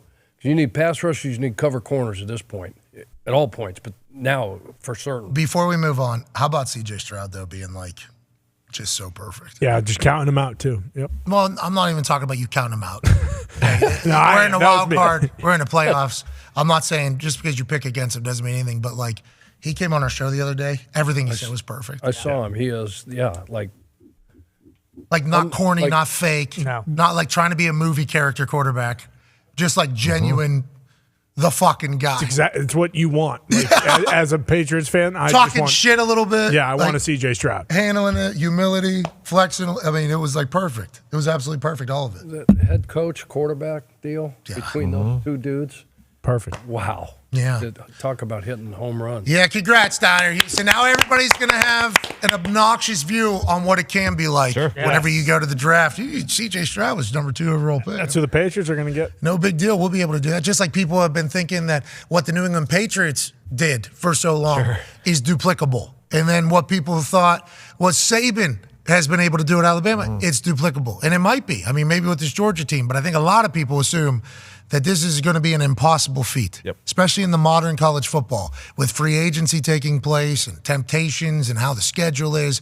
I think it's going to be tough to ever replicate the amount of success that Saban had for as long as he did at the University of Alabama. To join us now is a man that went to the University of Alabama, is one of the voices of college football, and just got out of a sit-down interview with Nick Saban. Ladies and gentlemen, host of College Game Day, both football and basketball, Reese Davis. Reese! How are you, buddy? What's happening, boys? How we doing? Hey, good. I'll stand so you don't look uncomfortable and not the only person standing. But Wiley didn't bring me a chair, so I'm standing. It's all right. AJ would stand, but the attic doesn't have enough headspace, especially with the size of head that he has. Let's dive in. Reese, we saw some of the clips on the TV here. We haven't got a chance to see them completely. Sit-down interview, you and Saban face-to-face. How long did you chat? What did you chat about? What's the biggest takeaway if you just want to kind of give us a brief on what we're potentially going to see? I think we talked for 35, 40 minutes, somewhere in that neighborhood. We visited a little bit before the interview started as well. I think the biggest takeaway, Pat, was not really that much of a surprise in that this was extraordinarily difficult for him, but sort of true to his standard. The reason he said there are no health issues within the family, other than the fact that this season took a little bit more out of him than normal in terms of energy. And he wanted to make sure that he was able to go at a high standard. Potential new coaches coming in, players wanted to know, are you going to be there 3 years, 5 years? And he said, I couldn't be honest about that anymore because I didn't know. And he felt like that this was the right time. Yeah, it had to be tough for him and Miss Terry. They were down in that Florida house, we thought, and he was potentially just looking out at the ocean, just like, this ain't bad. Yeah. No. Yeah. Did he talk about anything in the future? Did you lead into that? What he's thinking? How will he get his football fix that we assume every football human, especially football lifer, is going to need? I think he's really interested in doing broadcasting, and he did speak quite a bit about wanting to be an advocate for the good of the game, and whether that was to help find some parameters. He really emphasized that and really wanted it known. The NIL transfer portal stuff, that did not chase him out of coaching. I mean, I think he managed that pretty well over the last few years. But what he says is for it to be sustainable so that it's good for the players, that there needs to be some type of framework. And if he can be involved in any way in doing that, he wants to continue to have a voice. I think he said they were going to give him an office over at Bryant-Denny Stadium. He told the players, and you know me, Pat, I try to keep the language clean, but he said he told some of the players, I can get on your ass from there just as easily as I can from here. Okay, so, he's still going to be involved. And look, it's no secret. I think we know that he's really interested in broadcasting because he's really good at it. You guys see that every week when he joins you. Yeah, we love him. They're talking about college football playoff, college football commissioner. Ooh. People are like, Saban needs to be the guy. And if you listen to anything he said all year to us, whenever we bring it up, it's like he has ideas. He has a passion to want to change it and fix it. And I think all of his players would go on the record saying he's always looked out for us. Even whenever he brought up the insurance policies for guys playing in bowl games and other things, it's like he would be the perfect human that I think has the resume that people would respect for him to be a potential one-voice potential go. The college football needs it. We all recognize that. Who knows how it's going to take place? I appreciate him thinking about that. Go ahead, AJ. Reese, did you guys talk about who might be coming in as the new Alabama football coach? And does he have any say, or does he want to set somebody up? Did you guys get into that at all? He didn't go into that per se. We talked a little bit about what the new coach might ask him about in terms of advice. I think a new coach would be a fool not to at least reach out and talk to him because he wants to be a resource and a sounding board for them. The one thing that struck me around it is that so many of the assistants said, look, whoever the new coach is, they'll put their own twist on it. They'll be their own man. They'll do their own personality, but the infrastructure is so sound and the people understand here what it takes and how to work that there will be there will be a great opportunity for the next coach to have great success. And I think that's what Nick said that he wanted for the next coach, whoever that might be. I think that, he will offer advice and answer questions when asked, and I'm certain that he will be asked, and probably already has been. And should be. You work for ESPN, so you obviously have an SEC bias. Mm-hmm. We all know that. Yep. Of course. SEC, ESPN, right? That's right. We know it. That's what they say. It's have the ACC network as well. Have many others, Yep. but certainly SEC bias. And you're the host of College Game Day, so you have to be non-biased. Have to be. Okay, you're incredibly professional. You always have been. I feel like you shoot it straight, regardless, which is why we all have so much respect for you. But as a human that did potentially graduate from the University of Alabama, how's the alumni? How's Alabama taking this? How are the boosters taking this potential? Like, how is the ripple effect pretty much around Bama right now with the loss of the greatest college coach of all time that you can feel or sense? I can't tell you how many messages I've had from, friends, people that I know well that are Alabama alums. There's a lot of anxiety because they know, they're smart enough to know that you're not getting this again, no matter who you hire. This was the greatest dynasty in the history of the sport. Whether you want to count championships, whether you want to count consecutive 10-win seasons, postseason success, beating number one, whatever it is you want to count by, or if you just want to watch the play, it's the best dynasty that has ever existed in the sport. So they realize that it's almost impossible not to take some type of step back because I don't think you're going to see this type of dynasty again anywhere. But I think overall, Pat, there's an overwhelming sense of gratitude from the alums because people were laughing at Alabama. People got on national TV and radio and said, they're delusional. They'll never be what they think they're supposed to be. Look at those crazy people at the airport. Look at that crazy woman, dare to try to kiss Nick Saban when he got off the plane in 2007. And even the most rabid fanatic could not have envisioned the success that he's had over the last 17 years. So I think there's just an overwhelming sense of appreciation among almost all Alabama alums and fans. Same thing's happening up in New England right now as well, and let alone the Pete Carroll situation in Seattle. In just a few days, obviously, man, it hasn't been around as long, but like Vrabel as well. It's a wild time for coaches. It's a wild time for Reese Davis as he has another call. We can't thank you enough, brother. Sorry about that. I forgot to put it on Do Not Disturb. My bad. No, you always should be disturbed. You're the man that has all the answers. We appreciate you, ladies and gentlemen. Reese Davis. Reese. Love Reese, dude. The man. Love He's him. so nice. Awesome. He's great. He is so nice. When he came in here for the ESPN Red Zone. So cool. The coolest. Hey, what do you need? Like, what do you need? You give me just some Diet Dr. Pepper. Yeah, that was it. You guys got McAllister's? I'm like, what do you mean just Diet Dr. You just give me like 6 to 12 Diet Dr. Pepper cans. It'll be fine. It'll be good. You want these chilled or? They can be room temperature. Room temperature. Yeah. Either or. It was awesome. He just sat here, hosted for 3.5 hours after hosting game day all morning.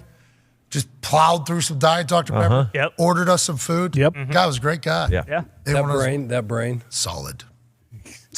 Very. He's also a guy who naturally says what when he speaks. Like instead of what, he's what. Like he speaks like that. Really? Yeah. It's wild. It's wild. Yeah, wild. Why you think? He wouldn't do that. I don't know. I think he's just like. Classic. I met a neighbor of his at one of the college game days. Okay. And this guy sounded like Waterboy Cajun guy, like with the Southern accent.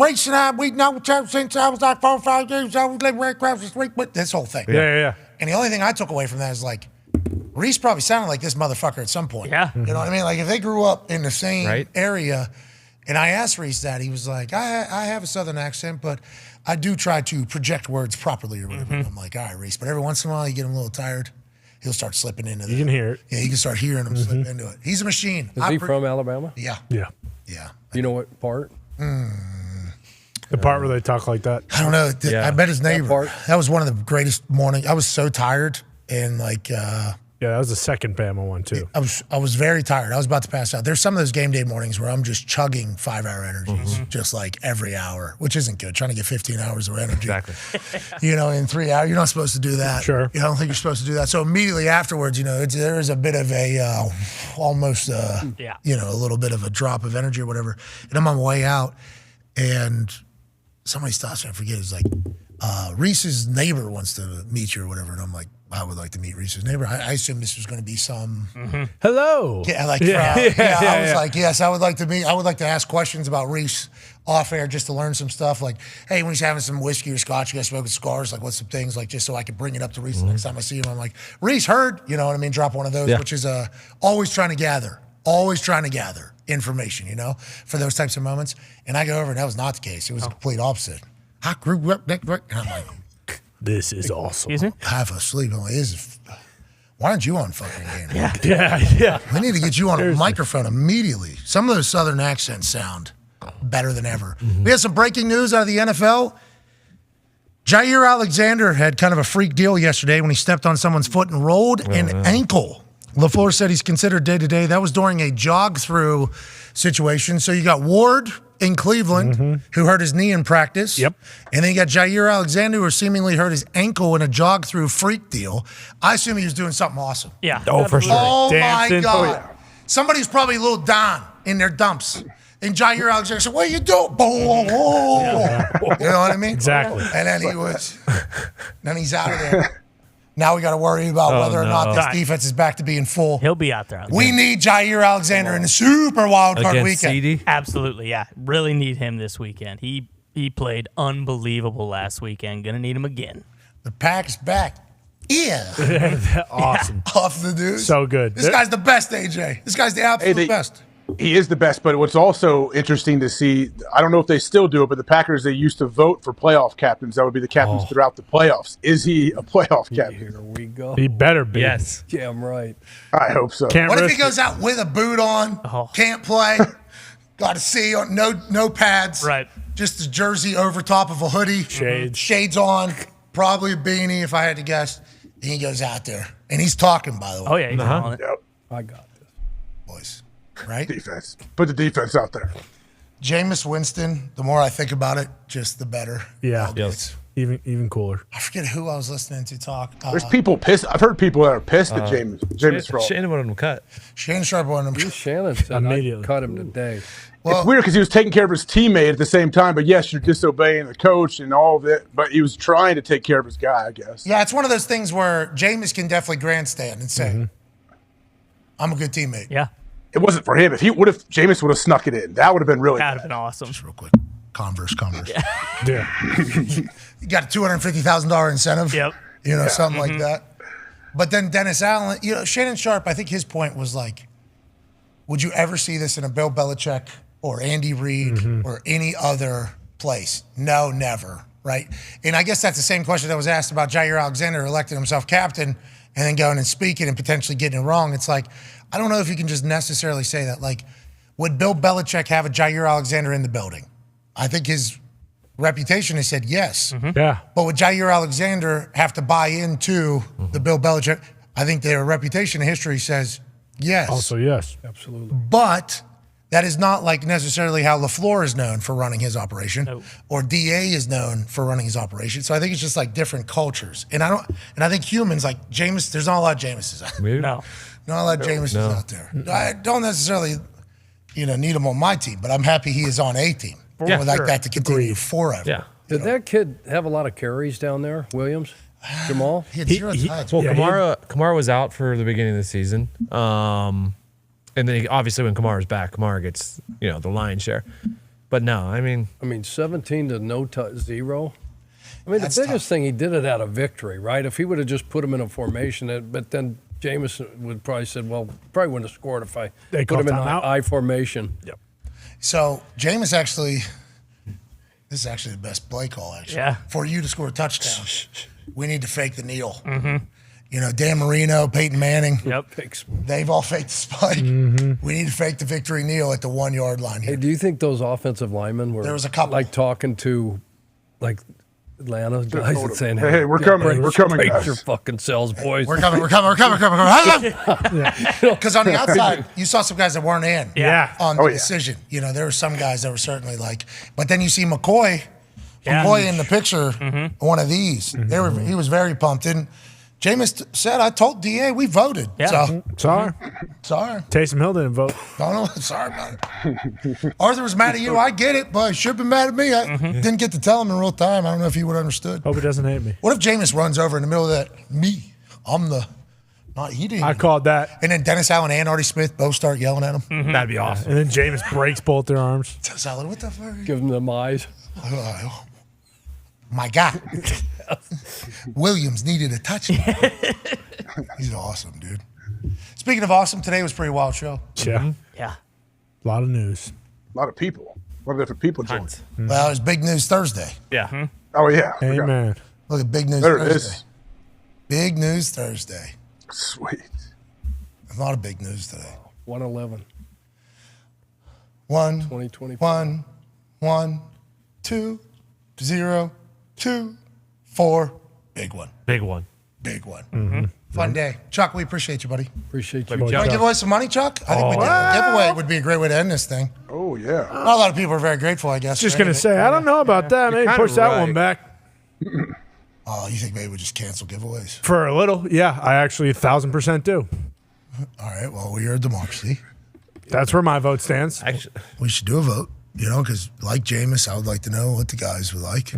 I think you should suspend the giveaways. Cancel them. Or fire them. Or actually, you know what? Why are we talking? Why did that Ask become- ESPN and see what they want to do. Okay, all right. That's a great point. That's a great point. Is it their money they're giving away? I don't think so. Well, I don't think that matters because people won't listen either way. What about the college game day kick? Is that their money? People won't listen. They also won't read either. Yeah. Yeah, that was phenomenal last night. Doesn't matter. Nothing matters. It is crazy to think. Yeah. That like once it gets going, that's Oh yeah. Yeah. Oh yeah. It doesn't Done matter. for. Runaway train. It's a game of telephone. Yep. And then it's gone. And then by the time you reply, no, that can't be real. Well, I'm the actual fucking. No. No, you're not. No. It's not telephone either because Let's some make people one just and do it either way. Take 50, take 500 away. Oh, we steal from people. Okay. I'm not saying that. I I'm didn't not mean saying that. I didn't mean that, people. Chuck makes it. People send 500. I think we go higher, makes it. Pat. I think we always go higher. You've always gone higher. All right, let's do that. Let's go, Chuck. Let's do You a have giveaway. gone higher. Let's do a giveaway. I cannot stress enough. I wholeheartedly disagree with this. Chuck, let's go, baby. Let's go. For the people. There's been a lot of people going to bat for us, too. I saw a couple people underneath a lot of those going, that ain't was. There but was. then they were. There was a lot. Those people were immediately crucified. Yeah. And I'm like, Reed, well, thank you for going to bat for me, but also I need to mute this conversation. 'Cause Sorry. I think- Good luck. I know you're getting right now, but also me, I need to get out of here. Just so many things that aren't real. I'd like to play this right down the middle, like I normally do. You do normally do that. That A seems lot like of ingrates out there, but you know what? You mean sycophants? Well, obviously. I think my big thing is just there's a lot of people that just lie. Well, for sure. Why? What does I that don't do? know. I don't know. I mean, with all this stuff, you can certainly see on pushes the Twitter, narrative. you get those endorphins where you're going to put out just some bullshit. And then,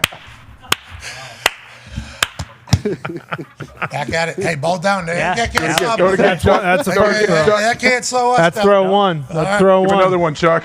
Give another one. I don't know. We don't have enough balls. I Yeah, don't think we keep have- throwing them my way. I like this game. I don't think we have enough balls. I like that we're warming up here a little yeah. bit. Hey, can you make that pitch, coach, or what? Oh. Ty saved it. We actually had 3 giveaways yesterday, too, our most in a while. Yesterday, Of course. That's really good. we had 3 giveaways. You mean announced on the graphic? Correct. No, but we're also a bunch of bitches. True. That have sold out and have no brains, and I'm a coward and True. everything like that. Maybe just one for all the glory. One for all the glory. Yeah, Chuck. Try it. Chuck, even though it doesn't feel like it, there's a lot of support for us out there. And we appreciate the hell out of those people. And for those people, you're going to throw that football into that hoop right over there. And 25 people are going to win $500 if you're able to bury it on your first try. For the good people, Chuck Pagano, 36 years as a coach, an absolute. That's Oh, I thought he drained it in your face with that. Connor tried to. No, my hands are so sweaty. I just Connor saying slipped out. Carnival. Okay, Saint State Fair. We need fairness. It slipped. That's unbelievable. The same rules apply because of what he did. He's trying to sabotage you. 25 people, $500 without any distractions from Connor, who wants to see no money go to anybody outside this Thunderdome for the rest of time. Amen. Chuck Pagano can win $12,500. He's scared. Yeah. Stop looking at the rush. I was gonna say you can't be looking at the rush. Yeah. Eyes went down. You can't do that. Come on. Boo-hoo. Eyes went down, AJ. Focus on the job at hand. What's that all about, AJ? I thought Chuck was I don't tough. know. It looked like Con was going to try to hit him right in the balls with that stick. I get it. I looked down too. No, it didn't. I Listen, sat back. I don't know if he's going to hit you in a dong or hit you in the ball, but you need to not worry about any of that. This is a game of you and that hoop. It ain't about Con Man. No. It ain't about the people who are saying terrible things about us on a regular basis that seem to have no idea what they're talking about. What this is about is 25 people, $500 on this historic day in NFL history. Chuck, do it for the people. Do some cat and camel. Get loose. Oh, yeah. Feel. Are you still sore, Chuck, from taking on old buddy, Ugly Joe? AJ, I just got rid of that soreness. It was like 6 or 7 days. I mean, the shoulders, the lats. Performance. Did you wipe your ass or no? No, I couldn't. Oh, man. Tina had to help? All right, here's a That's diaper. the day I said, when it comes to that, honey, just give me the pill. Whoa. Viagra? Euthanasia. No, he's talking about euthanasia. Cyanide. What's the pill? Kill? No. Yeah, euthanasia. It's part of it. Have somebody come wipe your ass. Yeah, you got cash. I'm with you. You're successful. You're allowed to have somebody wipe your ass. Yeah. You don't have to Staple just that die. pillow. Come on, Chuck. They'll spread you out. Yep. Wipe it down. God, that's tough. Huh? I mean, does That'd be it, tough. you go back to like when you were like Yeah, the baby. like Mackenzie, you got her down, leg up. Yeah. Yeah. Yeah. We'll even slap Chuck some will be diaper fighting. cream on Chuck's you. fighting the whole time too, peeing on the person. Yeah, he's not happy about it. I wipe my own ass. You know what they say? You come into the world the same way you go out. That's right. True. Yeah. In a diaper. Yep. Don't do the pill. If you're going to do it, hire someone to shoot you in the head when you don't know it's coming. Yeah. I Like a that. cool way. Yeah, like assassin. Waiting in line somewhere. Dead. Say, buddy, you versus me, 3 years. Yep. You know what I mean? And just maybe you're on the run. Yeah. Maybe you're on the run. Skiing. That's how you go out. On the run. That would be awesome. Don't you think? Yeah. I mean, if you're just going to take you Exactly. might as well. Might as well make it cool. Might as well make it. What's that, AJ? I don't think that would be cool if you said, "Hey, the next 3 years, there's a guy going to come try to kill you. You got to be ready at all times." But I think you're allowed to, in return. Yeah, you Kill kill him. I'm going to yeah. kill him back. Yeah. Good. That'd be a fun way to walk around Well, for 3 years. you got to remember, you're already dead because you took the pill. Yeah. This is alive. We're keeping you alive. That's Exactly. what we're trying to do. We're trying to keep you alive. Or just go do all the drugs that people want to do, and it'll kill you eventually. Well, nowadays with fentanyl, I don't think anybody Yeah. should do any yeah. drugs. No drugs. No. Drugs are No, bad. you're right. No, yeah. You're right. Hey, that's scary out there. Legit. Hey, I don't get it. we don't have a lot of teenagers that watch this show, but for those that do, like back in the day, there used to be adults and humans that could like experiment with stuff. You guys can't now. There was a code. Yeah, no, but you guys can't now because all the drugs are basically just killers. That is not how it always has been. So you hear these stories potentially of what it don't. Now is not the time, and it's just the way it is. Yeah. It's like Super scary. super. I'm scared to death with my daughter coming into the world. Yeah. And it's like, I feel like she's probably going to have a similar personality to me, where she's probably going to have some friends that have a good time.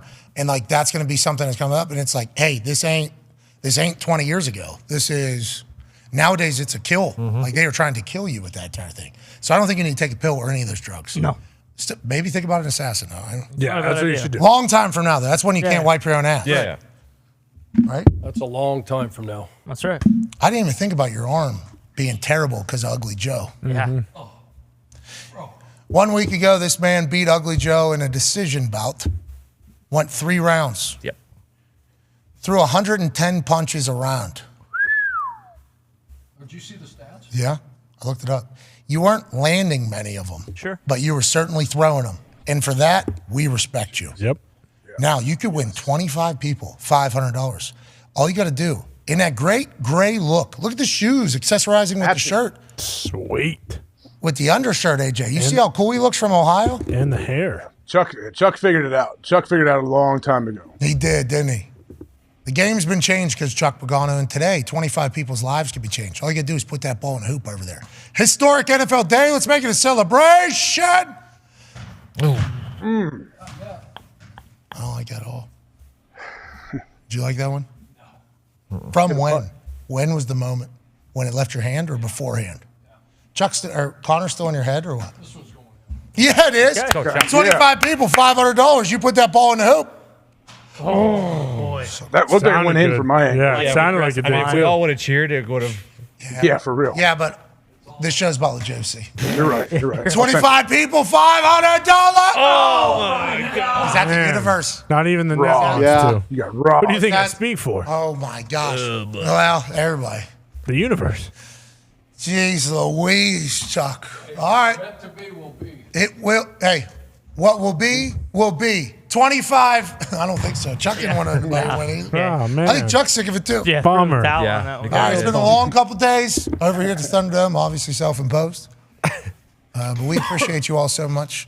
We do wish that maybe we could become a society that doesn't just run with things that are not accurate, that then build up a narrative, and then the narrative is one that people will never change, even if it's not real at all and has been rebutted and proven to be wrong.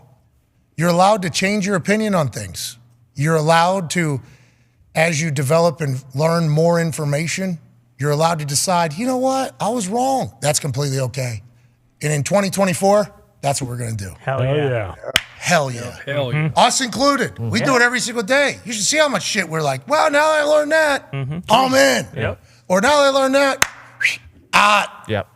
that's part of life. We're very lucky to be able to do this every single day for a living. It is stupid that we get to do this every single day for a living. We are thankful that this is our job. But I'll tell you what, over the last couple of days, it has been exhausting, and it has been something that is not what I retired from kicking balls to do, for sure. So we're going to get back to that, hopefully. Talking balls, having a good time, and just shit talking about sports, especially because sports are needed in the world that we're in society. It will be needed going forward. Thank you all so much for watching. Thank you to all our guests today. Add Reese Davis to the bunch. Yeah. Hell yeah. A lot of people today. Yeah. Tons. Stacked lineup. Fun lineup. Oh, yeah. Big News Thursday is over. We'll see you tomorrow. Be a friend, tell a friend something nice. It might change your life. Goodbye.